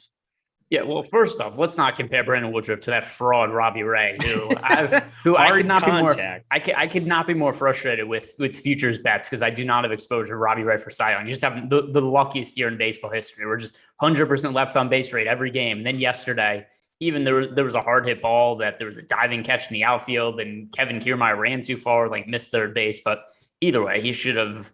He should not be winning Cy Young, except it seems like there's a good chance he's going to. But Brandon Woodruff, considerably better. And by the way, not that Robbie Ray is bad by any means, and I had a lot of exposure to Ray last night. There's 5 National League pitchers that are better than Robbie Ray. Is probably the right way. A lot more than 5. But Brandon Woodruff is one of them. 2.55 ERA, 3.28 expected ERA. The strikeout rate for him 29.6%. I had some concerns down the stretch of the year with the overall just pitches that the Brewers are going to throw. And it kind of started with Freddie Peralta, where the Brewers have locked up this division for a considerable amount of time now. And I just didn't think there was going to be much need for them to really push their starters down the stretch. It's what we're seeing the White Sox do. Lance Lynn isn't getting heavy workload down the stretch of the season. Carlos Rodon isn't. And I thought we could be seeing something similar out of the Brewers, but they've ramped Freddie Peralta back up. We've seen Corbin Burns pitch deep into games lately. So I think at least for now, I'm going to expect a full workload. And with that in mind, Brandon Woodruff, the matchup against the Cardinals isn't ideal. They do have a right-hand dominant lineup, but they don't strike out all that much. But still, relative to the other options at the high end, I have no issue getting to Brandon Woodruff somewhere around the ownership the field has. He's just so popular that it's not like this is a play that's going to make or break me. If you have him in half your lineups, you're right around even with the field, and that's where I'm at the moment. So I think that relative to his ownership, he's a good play, except it's more of a neutral spot than something where I'm like, oh, I'm getting to 80% of Brandon Woodruff. But how different are you versus the ownership the field has? So I have 55% right now in my first run. I'm going to rerun these 150 again before we get up here to lock. But I just feel like going up against a St. Louis, a righty heavy team here, it just sets up so well. And I feel like at 10-4 here, he's going about appropriately owned. But I feel a lot more confident going to him as opposed to Kevin Gausman. San Francisco, I mean, yeah, they're still in the divisional race here, but Kevin Gausman, not as much of a need to push him here. Julio Urias is going way undervalued here, but it's as tough of a spot as you'll ever find going into Coors Field for any pitcher. Alec Manoah as well is garnering a bunch of ownership, but I just feel so much better going to more Woodruff on the top end. I suppose that kind of leads me into my next question is Gausman going underrepresented in the top pitchers tool. Julio Urias as well is just under 1%, but we have a 17.5% top 2 pitcher percentage. I don't know if we've ever had that much disparity between it. Should I be looking to more Julio Urias in this spot? No, at 0.5% ownership, of course. I mean, we have, like you said, it's pretty significant splits here. We have Julio Urias, 0.5% projected ownership with an 18% chance to be a top pitcher on the slate. For reference, we have Eduardo Rodriguez picking up 21% ownership. He has a 17.9% chance to be a top 2 scoring pitcher on the slate, which is slightly below Urias, but Urias at only 0.5% ownership. So you've got Eduardo Rodriguez at 40x the ownership of him with basically the same exact kind of range of outcomes. So based on the ownership, I think Urias is a really strong play. I don't actually think it's going to be 0.5%, but I think it's going to be very low. I've gotten to a lot of pitchers at Coors Field over the last 3-4 weeks now, and it's because of spots like this. It's not that I look at them and say like, oh my God, Urias is going to destroy the Rockies.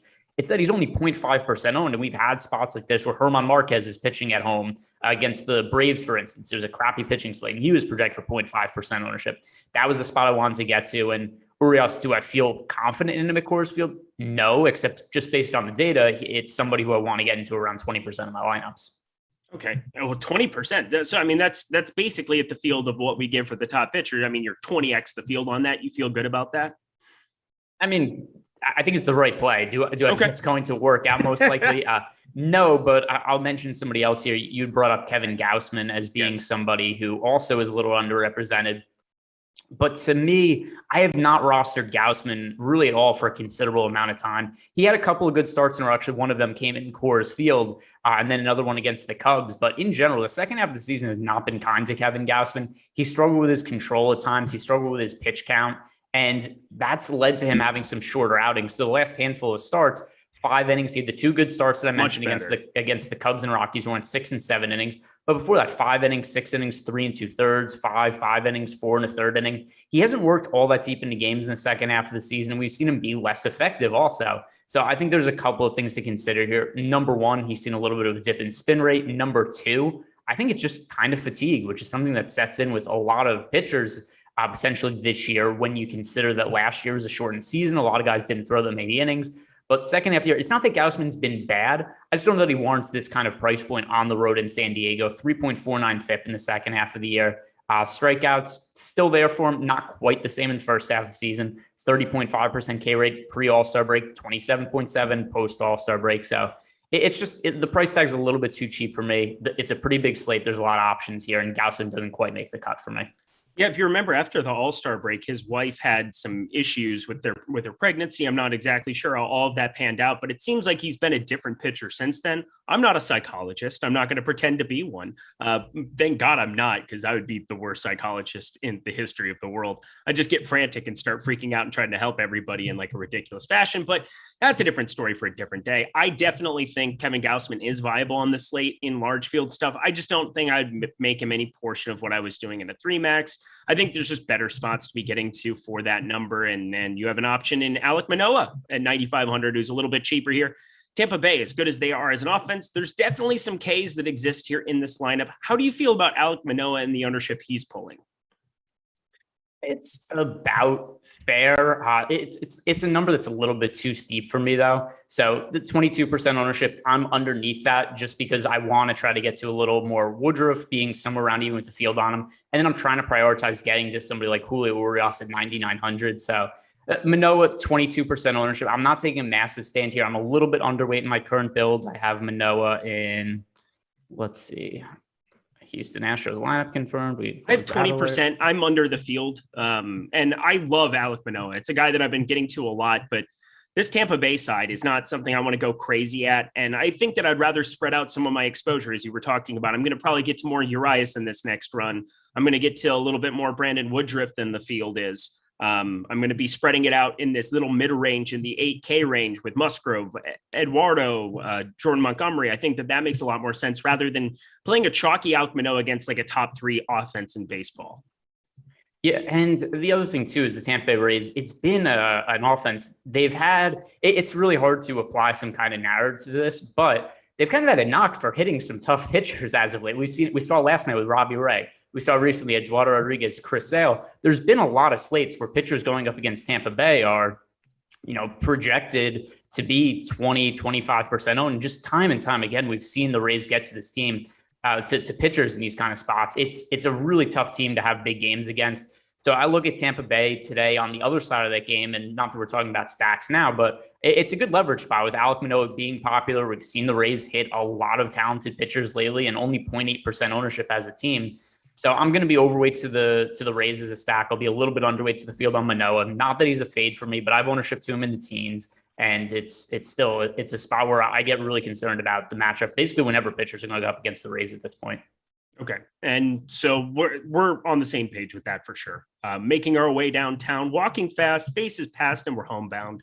We've got Eduardo Rodriguez, Jordan Montgomery, Marco Gonzalez, kind of in this next grouping. Marco Gonzalez, I don't even know why I said his name. That doesn't really count. Jose Urquidy, there we go. Makes a lot more sense in 9K. That little mid-range, I think, is very interesting in tournaments, trying to figure out what to do with them. Jordan Montgomery, I'm lighter on simply because the ownership is completely there. And I'm going higher on Erod, who, I mean, there hasn't been a time. You want to talk about the reverse Robbie Ray. This guy gets so unlucky. It's pretty absurd. And our top two pitcher percentage is always very, very high on him. I mean, he's tied with Julio Urias for tied for third, actually, on our last run here on DK. I think it makes a lot of sense to get to him on this slate. How about yourself?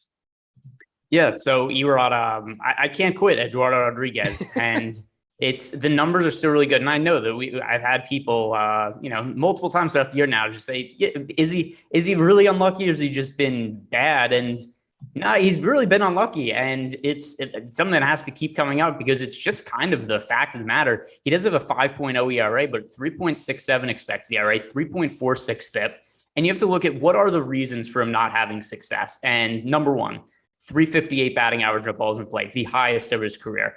67.1% strand rate, the lowest of his career. It's a lot of bad luck. It could happen over the course of an MLB season. It's not to say he's an ace or anything like that, except he is a guy who should probably have an ERA somewhere in the high threes at this point of the year, based on his underlying numbers. And he's a good DFS option because of his strikeout ability. So 27.1% strikeout rate for Eduardo Rodriguez. That's the highest of his career. 6.6% walk rate. That's the lowest. And then, I mean, you even look at some of the batted ball data. It's not like he's getting hit hard either. He has the lowest hard hit percentage of his entire career at 27.4%. That's the lowest mark. It's well below his career average. It's really been a lot of outings where he suffered from some bad luck. I know people are tired of hearing about it at this point in the season, but that's what the data shows. He's not getting hit hard, and he's just getting all these kind of fluke occurrences, a lot of infield singles against him, a lot of soft hit balls that are leading to hitters on base. And that's going to normalize at some point. Now, are his numbers going to catch up by the end of the season? No, because he's not going to pitch 3 perfect games in a row. But I do expect him to be good from here on out, and then in the playoffs if Boston makes it there. I hope so, because I keep playing this guy, and I'm not going to stop now. I can't quit him either. We are on the same page with him as well. So that's good to know. Yay for us. Very excited to see how he gets BABIP in this one. That'll be enjoyable. On the upper end of the 7 case, we're making our way really, really quick here. We're 6:15 in regular person time out there on the East Coast. But in the 7K range, Luke Weaver, Antonio Senzatella, Drew Rasmussen, none of these guys getting ownership whatsoever. So, I mean, this is just like a completely dead range. Are you getting to anybody there? We didn't talk about from 80. I guess we can kind of touch on Jordan Montgomery as well. He's kind of a massive talking point, I guess, on this slate, considering he's the second highest owned pitcher that we have. I just kind of want to be lower by default. I know 8,300 kind of works in the price tag here. I'd rather go cheaper. I'll take some shots on this 6K range just to try to get some bigger bats in. But specifically for me, it's just Brandon Woodruff and the rest of the field, and kind of making that stand is something I feel pretty confident about.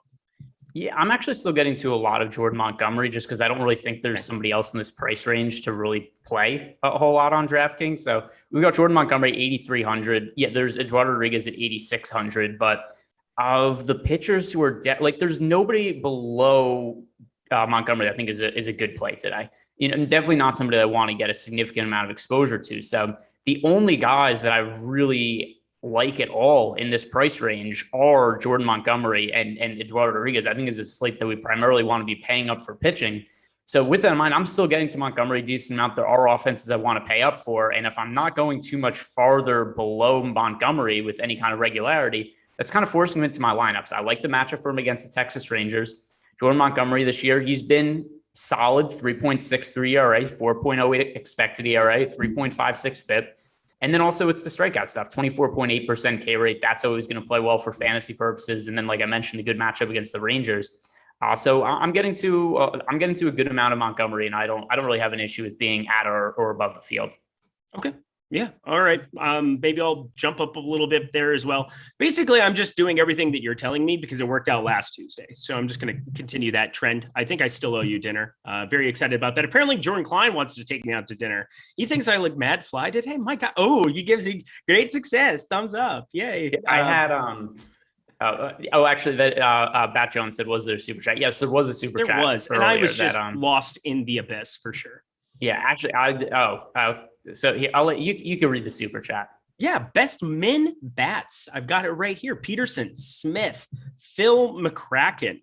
So I mean, it's pretty ugly down there on the bottom end, but I think there are some value bats to kind of get to. Looking specifically, I'm assuming he's talking DK. I'm not playing too many. I'm not playing much on FanDuel altogether here. Harrison Bader's somebody in the pool, 2,500 as well down there. Philip Gosselin, if he ends up in the lineup there against Urquidy, 2,300. I don't like playing him, but somebody that'll definitely be in my pool down there as well. And then Jose Rojas as well. I mean, the Angels are a team that I feel like for a one-off perspective, I'm willing to kind of fill them in because they just feel so cheap in this spot. And Urquidy, decent enough pitcher, but not somebody that I'm scared of. How about yourself? Yeah, Phil McCracken, good option. So is Mike Crack. I think that's another good one to go to for cheap. So I'm aware that he was being trolling, so I gave him an actual question. I gave him an actual answer to the question.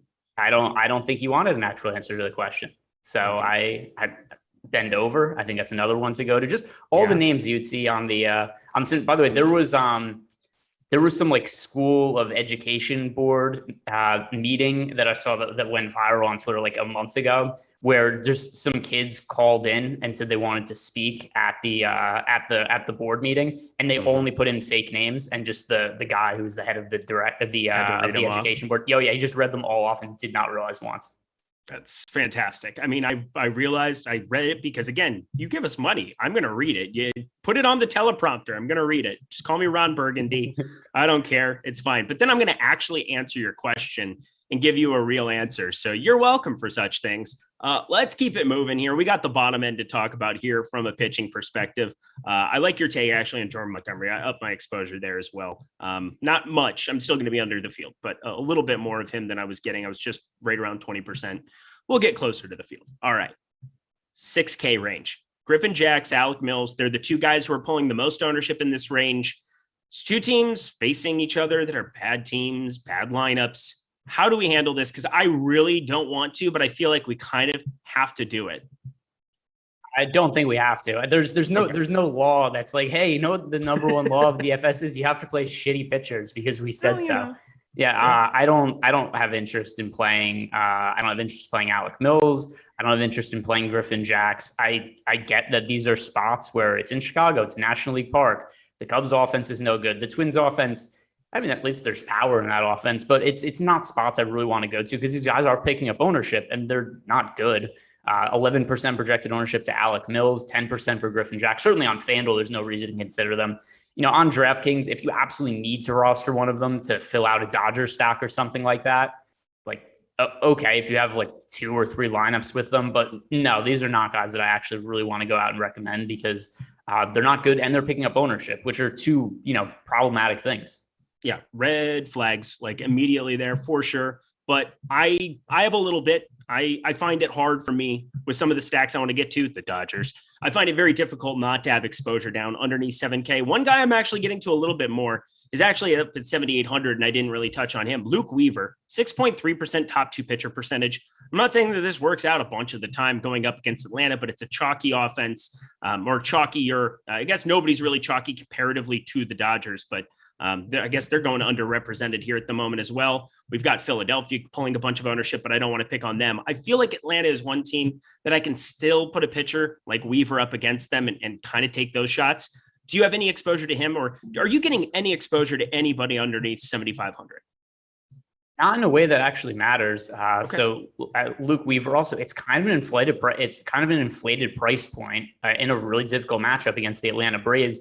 I'd rather just play Eduardo Rodriguez. I'd rather play Jordan Montgomery. Luke Weaver in this spot, his numbers for the year are okay. 4.42 ERA, 4.69 expected ERA, but there's not a lot of strikeout upside there, 21.5%. And then you also just pair that with the matchup against the Atlanta Braves, and he's somebody else who I don't really want to get to. If he was at a different price point, then I think it would be a little bit more reasonable. But also you consider some of the overall just pitch restrictions that Luke Weaver's had. He's only gone 6 innings 3 times the entire season. His last handful of starts, 4 innings, 5 innings, 6 innings, 4 innings. He just typically doesn't work all that deep into games, and he doesn't strike guys out. So I just don't know what a game from Luke Weaver truly looks like at a ceiling. Like, to me, I think the most we're getting out of Luke Weaver is like high teens, which would be fine for his price point, but I don't think it'd be enough to do any real damage on the slate. So once again, not somebody I really want to get to. To me, the pitchers it really ends with Jordan Montgomery once we're getting to the cheap plays.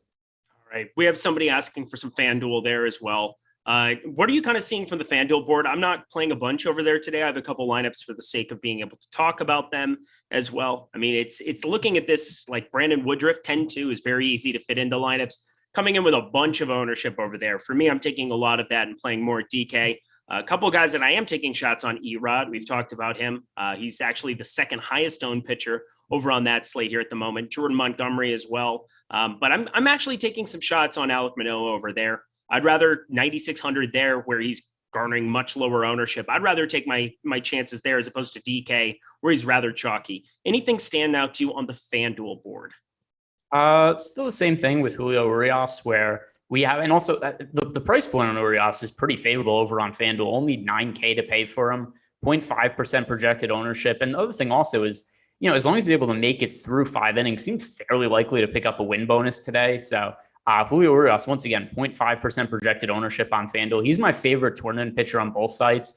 And that's how I felt about, like I said before, about a lot of Coors Field pitchers. Mixed results. Sometimes it's gone really well. Sometimes it's gone poorly. But the guys are always low owned. And that's always something that's going to make me gravitate towards some of these talented pitchers that are in Coors Field, especially when they're pitching against the Rockies offense that just really isn't that good.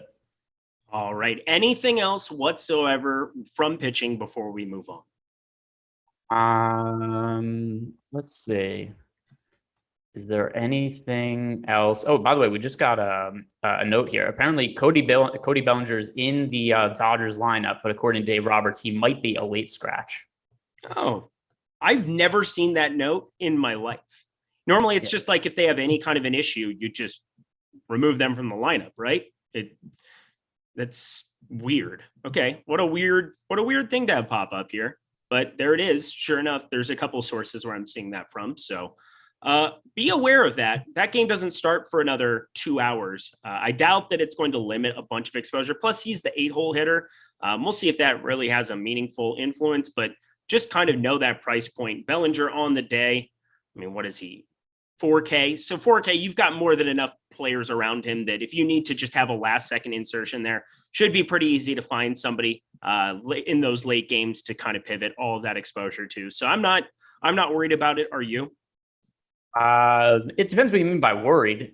Like, am I sitting here panicking like, oh no, what's going to happen with Cody Bellinger? No, I hope he gets ruled out at this point. That's going to create some really good opportunities to pivot and find some other plays. So let's see. I want to look 159 in batting average, 9 homers, 529 OPS. That is a fall. Him and Yelich, little down years. We'll call it that.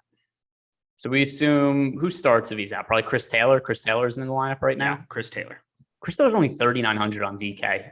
And hopefully if that news comes out, I guess that'll just be a 1-for-1 switch. Everybody will make though, just global swap Cody Bellinger to Chris Taylor. But I mean, I'd hope that the news comes out late enough that some people just don't end up making the swap to Chris Taylor. But yeah, you just have Cody Bellinger in the lineup right now. And that's a very easy 1-for-1 global swap when there's only $100 difference between the two and Chris Taylor's less expensive. Yeah, I said last second insertion. What am I supposed to do about it? It's a funny way of putting it, but that's exactly what it is, right? All back to Phil McCracken. Ball back to Phil McCracken. Phil McCracken. Yeah, here we go. Great. Awesome. Let's talk about Awesemo Plus tools and content for DFS sports. We got Awesemo Plus weekly pass, $29.95. Full access to premium content on awesemo.com, including player projections, ownership projections, our premium Slack channel, which is just a blast to hang out in all day. I'm usually in the sports betting channel, tilting my face off to something. It's enjoyable content and so much more. And if you're a new user at Awesemo Plus for the platinum content there, MLB Live Before Lock, it's up there on the screen. MLB Live Before Lock, all caps, one word, for 25% off your first week of Awesemo Plus Platinum. Just click the link in the description box of this video here and use that. Go to work. Go enjoy everything that we have to do with the NFL content. MLB obviously still in full swing. NBA is coming up in a month. It's so crazy to say that. I heard Josh on the last show. He's starting to work on his sheet for NBA. I mean, it's that time of the year. Going to be a blast here. Awesemo, the best place for NBA content, for NFL content, for everything. UFC. We've got PGA stuff still going. Ryder Cup this weekend. Oh my God. What? Why? Why what? Why'd you have to do that, Jordan Klein? What did he do? I can't see it. He just put the Tinkerbell up. I mean, I'm here trying to promote our products and be a good host. He just whatever. He's just maniacally laughing. Whatever. Cool. Hopefully nobody saw that. Hopefully you're all just listening in your car. Don't go back and rewatch the last minute. I'll tell you that much. Let's go to stacks. I'm excited to talk stacks. The Dodgers, the first team that we're going to talk about here right from the get-go. 20% top stack percentage in our last run here. Just got updated, and that is too low for the Dodgers. I'm going to have a bunch of them on this slate. How about yourself? Yeah, they are the team that is overall projected to be the top scoring team, and they're also expected to be underrepresented right now, according to our ownership projection. So they have the most positive leverage score on all of DraftKings today, and that's pretty appealing when a team plays at Coors Field, obviously. Over on FanDuel, it's going to be a little bit different of a story because we have the Dodgers picking up an appropriate amount of ownership, but either way, 19.9% projected ownership on FanDuel with a 19.3% top stack odds. That is still a team to get to. So the question now becomes, looking at the Dodgers, I've already said I like pay-up pitchers. It's kind of hard to rationalize how I like pay-up pitchers with the Dodgers at the same time. In theory, however, the Dodgers are not that expensive today, and at least not what they should be for a matchup in Coors Field against Antonio Senzatella. And it's not that hard to make lineups that have Eduardo Rodriguez, that have Jordan Montgomery, and then use some of the cheaper batters in the Dodgers lineup. Because when you have guys like Gavin Lux in lineup at 3K, and reasonably own Gavin Lux too, 11% ownership. Cody Bellinger is 4,000. If he's out, I expect it's going to be Chris Taylor, and he's 3,900. He's not picking up that much ownership. By the way, he's also been terrible this year, so I understand people whether it's tired of going towards him. But still, it's a Coors Field game. Cody Bellinger, former MVP. I have no issue getting to him at 13% ownership at 4K at Coors Field. Also wouldn't have the issue making the pivot to Chris Taylor. And then we've also got Corey Seager. He's a little more popular, but also warranted only a 4,600 price tag. So there's guys who are underpriced in this lineup, and it actually is viable to mix and match some of these guys. Couple of value bats, couple of cheap batters in the Dodgers lineup. And it's not that hard to make 5-man stacks of them, even with a couple pitchers in the AK range. And Loco's talking shit about our fantasy football matchup this week. That ought to be fun. The Awesemo B League, just hanging out, living our lives, just trying to do a show. And I'm getting tinker quisted and smack talked. And I've got Sean V trying to say that he didn't talk crap about Baz yesterday and whatever. I think he's victory lapping, not playing like the best value pitcher on the slate yesterday. Yeah, because whenever you can give up 20 free points, you just got to do it. And you got to call it. Oh my God. What now? What is Joy? I don't keep the stream up because man. But what is he doing now? Jordan Klein is just on one today, is what we've learned. He thinks I'm beautiful, and now he's terrorizing my life. He was setting me up on the front end where he's being extremely nice, but really it was just his evil plan to be as mean as possible throughout this entire stream. I can't see what it is that's up because there's only so many things I can look at, right? I've got Slack up. I've got I've got this. I've got to read, Sean V's messages where he just triples and quadruples down on bad takes. He was a good play in 64 pitches also, but I mean 65, whatever. But trust me, I was watching all 65 of those on the side screen. I had to make sure that I watched my boy, my Dynasty League valued boy, make his debut. And what a glorious debut it was. 5 innings. I'll take the W. I got the W.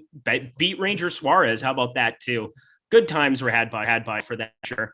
Eric is beautiful. Thank you, Ryan Nelson. Let's talk the rest of the stacks because that's what we're here to do. Atlanta, Houston, both near 10% top stack potential, going a little bit over represented, but that's okay by me. Philadelphia as well. What are you kind of seeing Philadelphia? I've been wanting to find some kind of a joke for Funky Cole Medina all day, and I couldn't find it. So that was sad. Starting there up against Philadelphia, L by me for sure. But talk to me about these other top stacks here. Which one of those three are you getting to the most?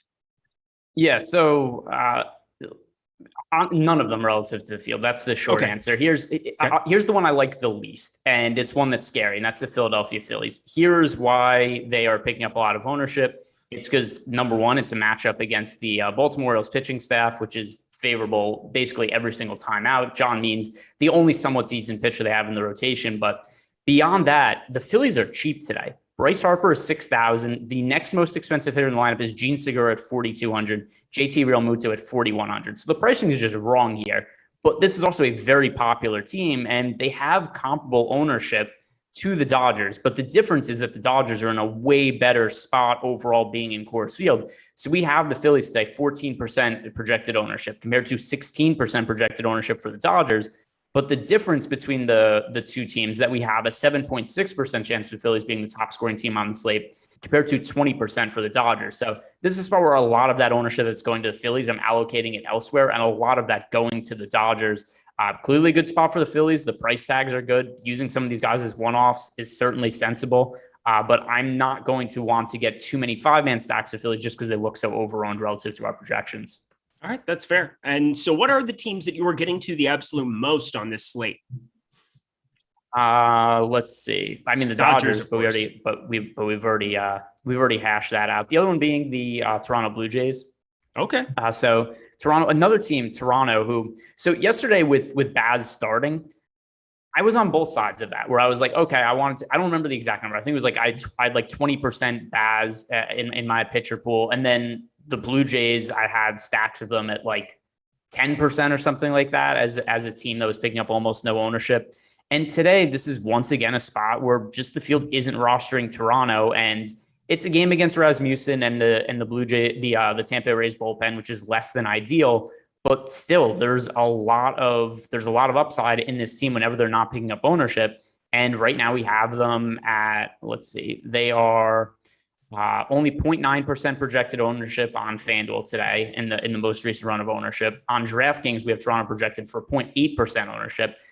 Whenever we have a team like the Toronto Blue Jays on FanDuel and DK that are picking up sub 1% ownership, it's a spot I want to get to. And once again, pricing is a little bit of an issue here, but at the back end of the order, there's guys like Corey Dickerson, who's a quality hitter that's cheap and isn't picking up ownership. Lourdes Gurriel, a hitter with also a very cheap price tag that has power upside.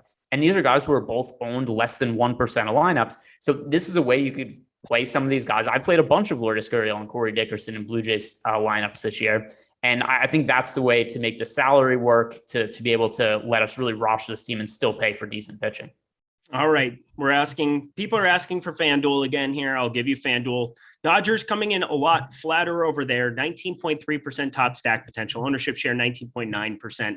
I think, a very appropriately owned team over there, as opposed to over on DK, where they're just a little bit more expensive comparatively and makes it a little bit easier to piece them together. Is anything showing up for you? Philadelphia going really owned over there, 14.6% ownership share, 7.6% top stack percentage. We've got a couple teams that are coming in underrepresented for sure. Leverage department. You just talked about Toronto. They're number one on the board in terms of leverage. So fire up some Toronto on the old FanDuel machine. New York Yankees as well, 2.7% ownership share. I am surprised that they're kind of going very overlooked on this slate. I might have to bump up some exposure to them as we're leading into lock here. What are you seeing from the Yankees over on DraftKings? Yeah, well, also, I mean, it was kind of back, like a lot of the ownership today is very similar between FanDuel and DraftKings. It's not like there's some slates where it's like, oh, this team is picking up, 20% ownership on DraftKings and 10% on FanDuel. We have some slates like that, but not today. I read off the Dodgers ownership before where I said that they're a little higher owned on FanDuel, but it's still justifiable. And then same when I talked about the Phillies, I said that they're massively owned on both sites. So I think it's a team where relative to their ownership, I want to be underweight there. Yankees on FanDuel only projected for 2.7% ownership. Over on DraftKings, we have the Yankees a little bit higher on the 8%. So that's one team that is a little bit different between the two sites. But still, overall, it's a spot for the Yankees that I don't really love. I have to find some spots where I can't play everybody. Right. And I think that Dane Dunning is a better pitcher than he generally gets credit for. So Dunning, from a fantasy perspective, one thing that's been a little frustrating for him is he just doesn't work very deep into games. That has often made him somebody who's not really viable himself. But his numbers this year, he has a 4.28 ERA, 3.69 FIP, generating a good amount of ground balls at 53.6%. So he's not a lights out pitcher by any means, but he's a guy who doesn't get blown up all that often. So looking at Dane Dunning's game logs for this year, he has allowed more than 3 runs once since June 13th. So there's a lot of, there's a lot of outings for Dunning where he goes out and, pitches. And by the way, also, he's been pitching more limited innings as of late. 1 inning his last, 2 innings his last start, 1 inning the time before. But in general, he's a guy who we're getting, 4 or 5 innings out of, and he gives up like 2 runs in those starts where you generally don't want to roster him, but you don't really want to stack the team against him. So for FanDuel, I'd rather be paying up for a team like the Dodgers. And then on DraftKings, it's just too much ownership going to the Yankees. Somebody just said, I like Cubs too, but I saw someone saying it's really windy there tonight. Yeah, it's blowing in hard, which is why you're seeing Griffin Jackson, Alec Mills pulling quite a bit of ownership, partially also because people want to play the Dodgers, but 15-mile-an-hour winds blowing in from right, that'll do it for you, or from left field, excuse me. That'll definitely do it to you. That'll limit some exposure there, but I still think that both offenses are pretty viable against, not chalky pitchers, but definitely the most owned pitchers in that value range. So I'll be getting to a little bit of Twins, a little bit of Cubs, but nothing crazy. For me, it's gigantically a Dodgers slate. I think that's really what I'm learning about my lineups here, getting to some Toronto and Tampa Bay as well. Tampa Bay more so because Alek Manoah is pulling as much ownership as what he is here. And then the San Francisco Giants. I think that's a team that's just completely unowned, 0.5% ownership share. San Francisco's just been such a good offense against right-handed pitching. I mean, I think I've cited a number of times where they have a near 200 ISO, one of the best teams in the big leagues against righty pitching. And not that this is a ballpark downgrade or anything, because I mean, they play in San Francisco. So it's pretty hard to find a bigger downgrade, but going into San Diego is certainly not an upgrade by any means. But I feel pretty good about targeting Joe Musgrove. I know he's on your do not roster list. You just absolutely hate this dude. Can I talk to you? He's not on my do not roster list. He's just on my least favorite human beings on the planet list. It's like there's tiers, and Joe Musgrove, he for number one, he's really popular today. But then number two, also, there's so much variance to him, and it's such a tough matchup against the San Francisco Giants. So for sure, there's upside with Joe Musgrove. But here's generally how I've approached some of the slates with him. Is if he's not going to be rostered, I'm good with getting overweight to the field on him because he has that kind of upside. But when he's really popular, there's such a significant downside because he's just, there's no kind of rhyme or reason to the games he has. So let me bring up some of his fantasy point totals. But it's just like, oh, look, we've got Joe Musgrove in a good matchup against the Arizona Diamondbacks. What's he gonna do? I'll give up 5 runs in the first inning and score negative fantasy points. and then it's like, oh, here's Thanks a tough so much matchup for that.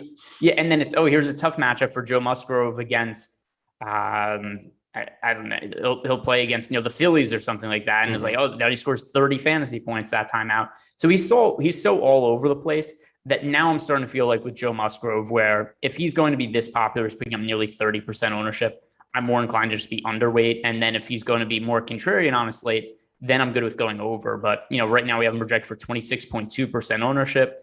I'd rather roster Eduardo Rodriguez, whose ownership has gone down quite a bit. We now have Eduardo Rodriguez 18.6% projected ownership. I'd much rather play him at a cheaper price point than Musgrove for, 50% less ownership. All right. Any of these other value stacks that are showing up for you in lineups as you're crunching right now? Let's see. So in terms of value stacks, and what are we considering? I'm just talking about just the overall, because we could go about, the same routine where you could stack somebody up against popular pitchers. You can find these spots, Kansas City was it for me last week for a good slate, and, had a couple of different, like off the board 1-2% stacks where, they were just completely overlooked on the entire slate. And we know the kind of upside that can exist in a lineup like that has speed and power at different spots. Is there a team like Oakland would be one specifically for me that I'm seeing I'm getting over the field on, and I think makes a lot of sense to get over the field on. But we've talked about Dodgers primarily. We've talked about gearing away from some of these more popular teams, should I say, on the top end. with Atlanta, with Houston, with Philadelphia? Where are you kind of spreading your exposure to outside of just Toronto, which I know you had touched base on before? We've talked about some of these other spots. I mean, Colorado would make some sense too. What are you really kind of seeing from like these mid-range stacks? So if we're just talking straight value, the Baltimore Orioles, I'm overweight to every single individual hitter in the lineup for cheap. And it's because they're so inexpensive on both FanDuel and DraftKings. The price points on these guys is just non-existent. And we've got, Trey Mancini, 3,300 on DraftKings. That's an absurd price point for him. And it comes with single digit ownership.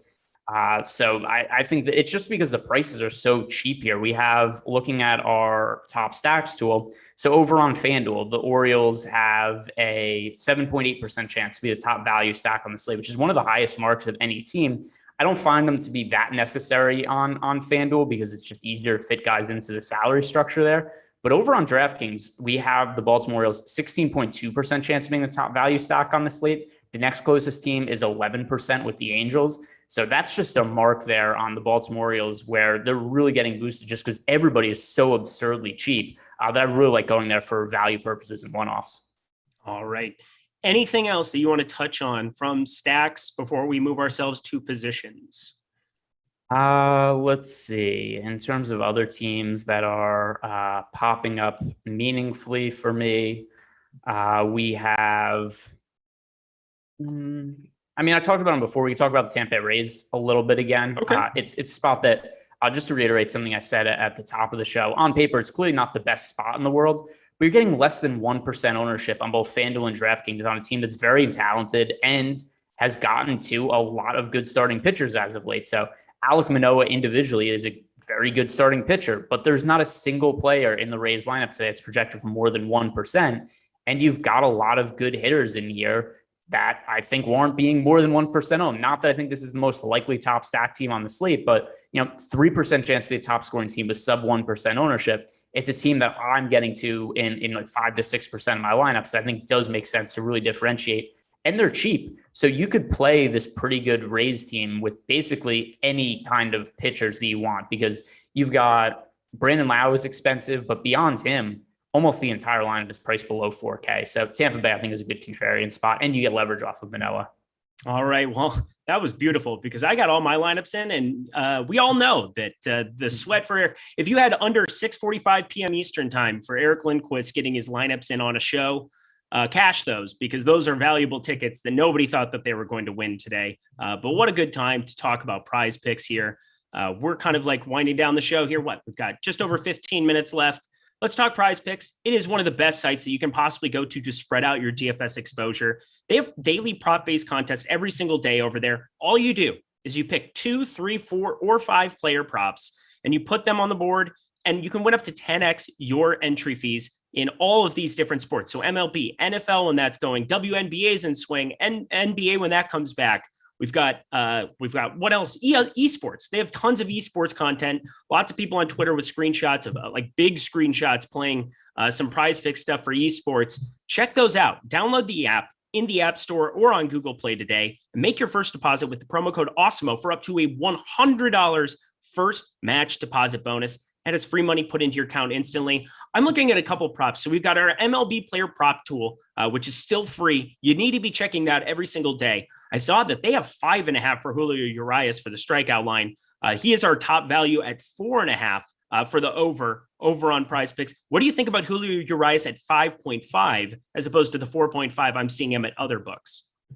I like him more as a DFS option than just looking straight at a prop for him, just because it's a Coors Field game. There's a lot of variance. The difference, though, with the variance, at least for DFS purposes, when he's 0.5% owned, that's easy enough to say like, hey, I like the range of outcomes here to be more than 0.5% on Julio Urias. But I don't feel that comfortable taking the, what'd you say the number was, 5.5? 5.5 is the number out there over there today. Yeah, I would feel differently where if you look at our top player props tool, for example, there are books that have Julio Urias listed at 4.5 strikeouts. I think that's a favorable over, although still one I don't feel super comfortable with at Coors Field. But yeah, 5.5 is a pretty efficient number. All right. Looking at some other ones, Jordan Montgomery, He's listed at 6. So we have the prop line 6.5. Now, under on that is a 33% expected ROI in our MLB player props tool. I still think the under of 6 looks like a pretty good spot to be going here. Those would be the number 1 and number 2 pitchers on our board, but I like the Montgomery one a little bit more than trying to flirt with 5.5 for your Urias. Do you feel the same way? Yeah, and the other thing to keep in mind also, when you look at Jordan Montgomery's numbers, where not only do we have him projected as a good bet in terms of props for most sports books, the number is heavily juiced elsewhere. So you're looking at a number that's minus 160 for the under 6.5. So you don't have to deal with that kind of juice over at Prize Picks. So that's something else that I think makes him make more sense as an individual pitcher there versus elsewhere. All right. And then from a batter perspective, somebody said Gallo. Oh, we'll take a look at Gallo then, just for you guys. See if that's going to be something that we can get to. I don't know why Prize Picks just froze over on my side. Hopefully that wasn't my entire computer. That would be bad. But Joey Gallo, I believe 1.5 hits and walks that exists for him there. I don't know how I feel about this, playing somebody that's going to be, not exactly high up in the order here. Let's see, he's batting 5th today, I guess. I mean, he's been batting 6th here in some spots, but I'd be okay just kind of staying away from that one. How about yourself? Yeah, I mean, like it's what I mentioned before with, I think Dane Dunning's underrated as a pitcher. Yeah, I think that he's not an ace by any stretch of the imagination, but it seems whenever he's on the mound, sportsbooks just price up these lines, and obviously this one's going up against the Yankees, so it's a terrible spot for him.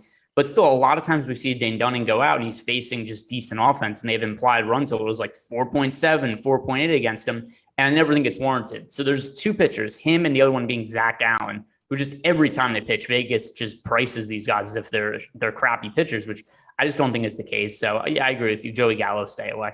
All righty. But that's Prize Picks. It is such a fun site, such a clean interface. I mean, look how it just visually looks great to me. It's super easy to go over there and play. The interface is brilliant. So check it out. We got some money in that account over there, Jordan Klein. Look at you, big spender, getting ready to rock. So fire up. Ooh, yeah, no, we'll do the Baker Mayfield. Is he going to play this week? I didn't even see anything on the injury report. I wasn't paying attention. But of course, we're going to have a ton of NFL content. I know tomorrow doing the ownership show with Matt Kajewski, with Laffy. That'll be exciting. Check out all of our NFL content going around the clock here, leading you up to week 3. Very excited about that Thursday night. I believe it's Greg and I on the show together. At least I believe so. I know you're super looking forward to that for sure. Always good without doubt. And hopefully we get some super chats. Hopefully people have some. I hope there's more value players that people are going to want you to call out on that show. God, just drop kick me now. Let's go to position by position. And thank you so much to Prize Picks for their sponsorship. Love it over there. Let's talk catcher over on the old DraftKings.com. On the top end, I think for cash, it's pretty clearly JT Realmuto. And then for tournaments, I'm curious to hear where you're going to be going. Yeah, let me just refresh the individual ownership of the batters to make sure I'm looking at all the right information here. But it's a great idea. For cash games, assuming that something drastically hasn't changed with the ownership. So the Philadelphia Phillies, at least in terms of tournaments, I think that they're going over-owned. The reason being is because the price points are just way off on them. But for cash games, we don't have to worry about that all that much.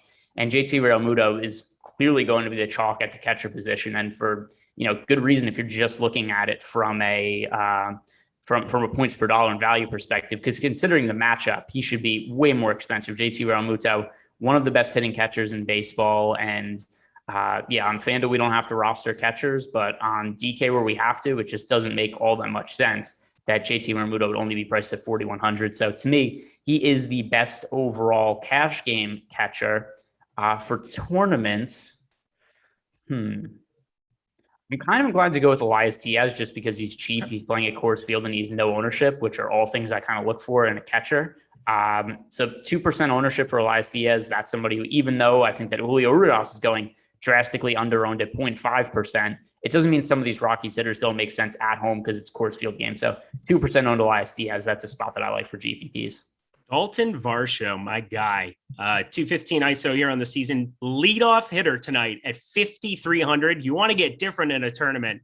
That's a way to get different, under 3%. I think he kind of maintains there, and it's a bullpen game here for Atlanta. I guess they could have Tuki Toussaint coming in there, who's just been getting obliterated lately. It's sad times. That's a pitcher that I generally like to cheer for. Tough to cheer for a guy getting blown up there. So I'm hoping Dalton Varsho, as expensive as he is, what a great tournament option, I think. Moving to first base here on the top. And again, you want to play Real Muto there, you probably could make that work, but I think it's Freddie Freeman for cash or Brad Miller, depending on whether or not you need those savings. I would probably be looking down further in first base for me. My guy, Trey Mancini. I'll go with this Baltimore narrative with you. 3,300 batting cleanup here for Baltimore in this spot. No problem going up against Medina there. How about yourself? Yeah, it's just a bad price point for Trey Mancini. By the way, for cash games, Brad Miller, I think, is overall the best play. By the way, also JT Realmuto, catcher and first base eligibility on DK, but probably more likely he's going to end up in lineups at catcher than he is at first base. But Brad Miller, 3,300, that's a very cheap price point. But for tournaments, yeah, Trey Mancini at 3,300, he's somebody who for most of the season has been priced in the mid to high 4K range, a handful of slates over 5,000. So the salary just doesn't really make a whole lot of sense. And, he did have a double yesterday, had 3 RBIs yesterday. So it's not even a case like he's coming off a terrible game and they nerfed his price. He had a good fantasy game last time out and they still have really priced him down. So I think that, also, I guess the other reason also is he's missed a couple of days recently. That could be something that's influencing the pricing algorithm. But either way, it's far too cheap of a price point for Mancini. I would agree with that. Wowzer. We're just waiting on the Angels lineup, but we've got no Alex Bregman there in the Houston lineup. So all of the talking that Josh and what's his name? Adam, of course, my guy, Adam. I couldn't remember Adam's name. He's probably going to give me shit about that. No, Adam's not watching. Let's be dead serious. Adam is absolutely not watching. Neither is Josh. They are right now curled up under a blanket doing nothing. It's fine. Second base. Let's chat second base here. What are you kind of seeing at that position? So over at second base, if you have the salary for it, paying up for Trey Turner in cash games is very sensible. He is going to be really popular at 5,900 salary, but there's nobody even close to him in terms of ownership at the second base position. So to me, I think he is the pretty clear cash option if you are paying up. If you need to save salary, I mean, you can just stick with the Phillies and go to Gene Segura, who's really cheap at 4,200. But I think the priority should be trying to get to Trey Turner at Coors Field. For tournament purposes, I think I'm going to go with another Rockies bat, actually. Brendan Rodgers, somebody who I'm overweight to, only a 4K price tag. Once again, Coors Field. The Rockies offense is not very good, but it's Coors Field where it doesn't matter sometimes. It's a tough matchup against Julio Urias, but there isn't that much ownership going to the Rockies today, and is a spot that I think makes sense to be overweight to on both sides. So Brendan Rodgers only 2% ownership for tournaments. We just got Cody Bellinger scratched, so way to be on top of that one. You knew that was coming right away. Yeah, that's a great call. So I'm getting Cody Bellinger out of lineups.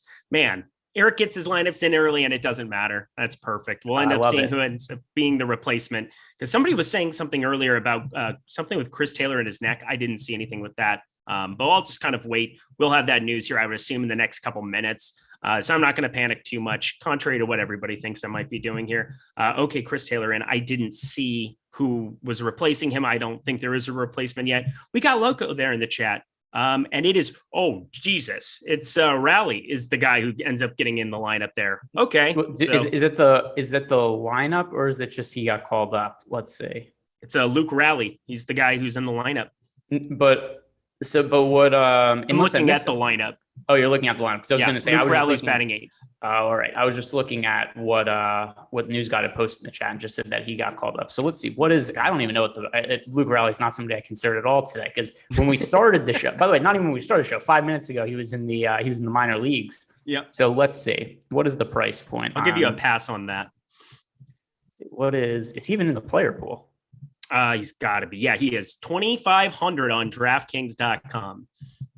Yeah, that makes him a good. It's Coors Field, and you have somebody nearly min price. It doesn't really matter where he's hitting in the lineup or anything like that. Luke Raley. Also, I kind of think it's favorable. This news came out 4 minutes before lock. Me too. I would still expect that Luke Raley ends up having single-digit ownership. So that's a pretty high priority play for me now. I'm going to play a lot of him. Flat out, not going to lie. Going to get to a ton of them here. Boy, yeah, the Dodgers. Please have this be your day. Just, do what you do routinely in other spots. Just do it today. That would be exceptional. Thanks, please, all of it. And plus, this also makes my Brandon Woodruff play a lot more palatable, having another $2,500 bat in there with the offense that I want to get to the most. So looking forward to that. let's jump on over to third base. We'll keep this line moving. Third base, what do you see for cash? What do you see for tournaments? Yeah, so let's see. Third base now, like you said, Alex Bregman not in the lineup. He would have been before the show started. At least Bregman would have been the cash game play, except obviously not the case because he's not in the lineup. So I'd be inclined at this point to go with JD Davis in cash games just to save salary. I don't like the matchup against Eduardo Rodriguez, but JD Davis has hit left-handed pitching really well over the course of his career. And for nearly minimum salary, I think that opens up a lot of possibilities in terms of being able to pay up for pitchers and other hitters on for cash games. At least it's too much ownership for me in tournaments, but JD Davis as a one-off play for cash games just to open up salary and punt the position, I think that makes sense because there aren't that many third basemen really like today. Yep, right there with you. Going to the outfield where there are a plethora of hitters. We didn't do a GPP play at third base. Oh, we got to do a GPP play at third base. I'm sorry. I was just getting excited because people are asking for dong picks and they're freaking out about it. So we got to give them dong picks. I'll give you my dong pick at third base. Rafael Devers is 4,900 going up against Marcus Stroman. And generally, Marcus Stroman, not a pitcher I pick on, also not a pitcher I roster much in DFS. But I've got a lot of Devers underneath 5K. He's just too good of a hitter at that position. Coming in around 7%. Give me a lot of that on DK for a one-off. Justin Turner playing at Coors Field against Antonio Senzatello with single-digit ownership. That's one that makes sense for me. He's definitely going to be expensive at 5,800, but it's an ownership number that I'm coming up over the top of when he's just not being this popular on a slate at Coors Field. So Justin Turner for me is a pay-up option. All right, going to shortstop. Tell me what you got at shortstop. Play a lot of Corey Seager. It's even in tournaments, he's making into a lot of my lineups. He's going to be the cash. He's going to be the chalk option for cash and tournaments at shortstop. But it's one thing. It's just a broken price tag. Corey Seager should not be 4,600 in general, and he certainly shouldn't be 4,600 when he plays at Coors Field. So Corey Seager to me in cash games certainly the play. If you're looking for somebody who is a little more contrarian for tournaments, I am overweight too. I'm pretty flat at the position actually. I've got a lot of guys like 7-8% owned. Yes, if I have to pick out one here that I'm overweight to, Dansby Swanson's only 4,100. He's picking up 3% ownership. I have an 8%, so that's one that I think makes sense to be overweight to. But there's not one tournament option I look at that I'm really heavy on. I've got a lot of guys that I'm pretty spread out the position. Is there one guy to you that you're just getting way more of a shortstop than other guys? Yeah, Corey Seager. I mean, I'm getting to nearly 38% of that guy. I'm going to have a crazy amount. I have a ton of Dodger stacks. It makes a lot of sense. Thought I was going to get to more Didi Gregorius than what I am. 3K. I think he's just going to be pretty popular at the position. Fernando Tatis. And I know it's Kevin Gausman again, but 6,300. I'm going to get to just a little bit over top of the field on him as well. 6%. I think just in tournaments, I don't want to be stacking up San Diego, but I definitely want to get to some Tatis. Gausman can give up some power there. And you're talking about one of the best hitters in baseball. So happy to get one of the best hitters in baseball at 3%. There's always that double dong capability. Feel pretty good about that play as well. Yep. I don't, Corey Seager for even in tournaments, I still think it's fine to get to him despite the popularity. There's not that many players to like at shortstop. So I'm playing a lot of Corey Seager today. It makes a lot of sense to me. Let's round it out with the outfield here. 5 minutes to go for everybody. Hit that like button, by the way, too. Greg, giving you all of this information for free. He's given up some of the equity of his lineups in order to help you guys out. So give him some love. Hit that like button. Outfield, go. Well, we've got Jose Siri, who led off and homered yesterday and still remains at min price and still only has single-digit ownership. He's not going to be leading off again today. He's hitting 7th. But still, it makes for a really strong salary saving play. I like him for tournaments, especially even for cash games with less ownership. I still kind of like him. Now that we've got Raleigh starting, I think that's a really good tournament option. I'm interested to see what his ownership ultimately ends up being. I assume that it is going to be not very high. Other than that, if you're looking to pay up at outfield for cash games, Mookie Betts would be the number one priority for me. Bryce Harper as well, but definitely some good cheap options to go to. The ones I mentioned in Raleigh and Siri, and then Odubel Herrera also only 3,600. Andrew McCutchen only 3,200. Guys who that spot against Baltimore for the Philadelphia Phillies. The price tags for the Phillies are all broken, and that's why I think a lot of them make for good cash game plays. But it's also I think that they're picking up too much ownership for tournaments because everybody's getting into them. But for cash games, I certainly think Phillies kind of across the board makes sense. All righty. I'm putting this in. I'm getting all my Rayleigh updated here. Let's do this. Let's change this. And we're riding. All right. I'm set to go here. I think I'll be able to get this 150 and no problem. Everybody wants the dong calls. Everybody needs to know who is going to be homering here on this slate. Greg Ehrenberg, who is your double dong of the night? Double dong. Boy, that sounds like Phil McCracken, doesn't it? That does. That really guy's does. a problem. That guy's double a problem. dog McGee. I don't know. That's stupid. Well, I didn't hear you. What'd you say? Double dong McGee. Okay. Yeah, I just wanted to make you say it again. It's really Yeah. dumb. Thank you. Really wanted to make sure you said it again. Teamwork. There you go. So let's do this a couple of ways. I like going to the MLB player prop tool we have over at Awesemo.com, which is free to use. And I'm going to go with Pete Alonso as a home run call relative to his betting odds. 4-1 for Pete Alonso whenever he's facing a left-hand pitcher, even if it's a good one in Eduardo Rodriguez. That's something that just doesn't make a whole lot of sense. I don't think there's ever a time that we should get those kind of longer odds on Pete Alonso in the lineup hitting fourth today. So I think he's a reasonable enough home run call relative to his betting odds. For DFS, go Siri again? I don't think so. I don't think just so. double down on it. That's fair. But Trey Mancini, I think he's a reasonable enough home run option. Very, very underpriced today. Also not picking up any kind of ownership. So give me Trey Mancini as my official home run pick, and the betting pick relative to odds is Pete Alonso. I love that call. Pete Alonso, you just switched it. Did you just switch it midway through? Didn't you say Trey Mancini and then Pete Alonso? Pete Alonso was versus the odds. There you go. Thank you. There it is. Obviously, I was finishing my lineups and I go into a deep slumber where I'm no longer paying attention to Greg. He has a lot of experience that here with me. We've got 2 minutes. Easy. Copy, paste, done. All right. For me, I'm gonna go crazy chalk with it. Mookie Betts gonna go yard here tonight. No, you can't. I want Mookie Betts. You can't do number one. You can't do Mookie Betts. Number two, you can't do Mookie Betts in Coors Field. Why not? What are we doing? I mean, I'm telling you what I want my lineups to do, and I want Mookie Betts to hit a home run in Coors Field tonight. And if I want to do something, I'm gonna just do it right. Okay, but make a better home run pick that isn't just the most obvious play in the world. Okay, I suppose I should be able to do that here. Let me make sure Rayleigh got in these lineups for me. Yep, got it. 29%. All right, that's an interesting number to be looking at. I'm fine with it here though. I'll make my guy just based on what I want from my lineups. Oh man, you want to get off the board here. Let's get off the board. Patrick Wisdom, 4%. That is way too low going up against Griffin Jacks, who gives up a crazy amount of power. I also believe Terry McBride, who I love his article every single day, somebody that he had very high. I believe he was the top player relative to the ownership that he had on his model today. So Patrick Wisdom, somebody that I think is going to be taking Griffin Jacks long. You can play him in the stack going up against Griffin Jacks. You can also just play him as a one-off, which is what I'm doing a lot more of. So I'll make it Patrick Wisdom. A little bit off the board here. JD Davis, I'm seeing in the chat. Just because he's $2,100 and popular doesn't mean he's going to hit a home run. I'm just going to throw that out there. But we are now officially at lock, everybody. Greg Ehrenberg, we made it through another Live Before Lock show. I pretty much paid attention to you the whole time, so I feel proud of myself. Any final words for the people?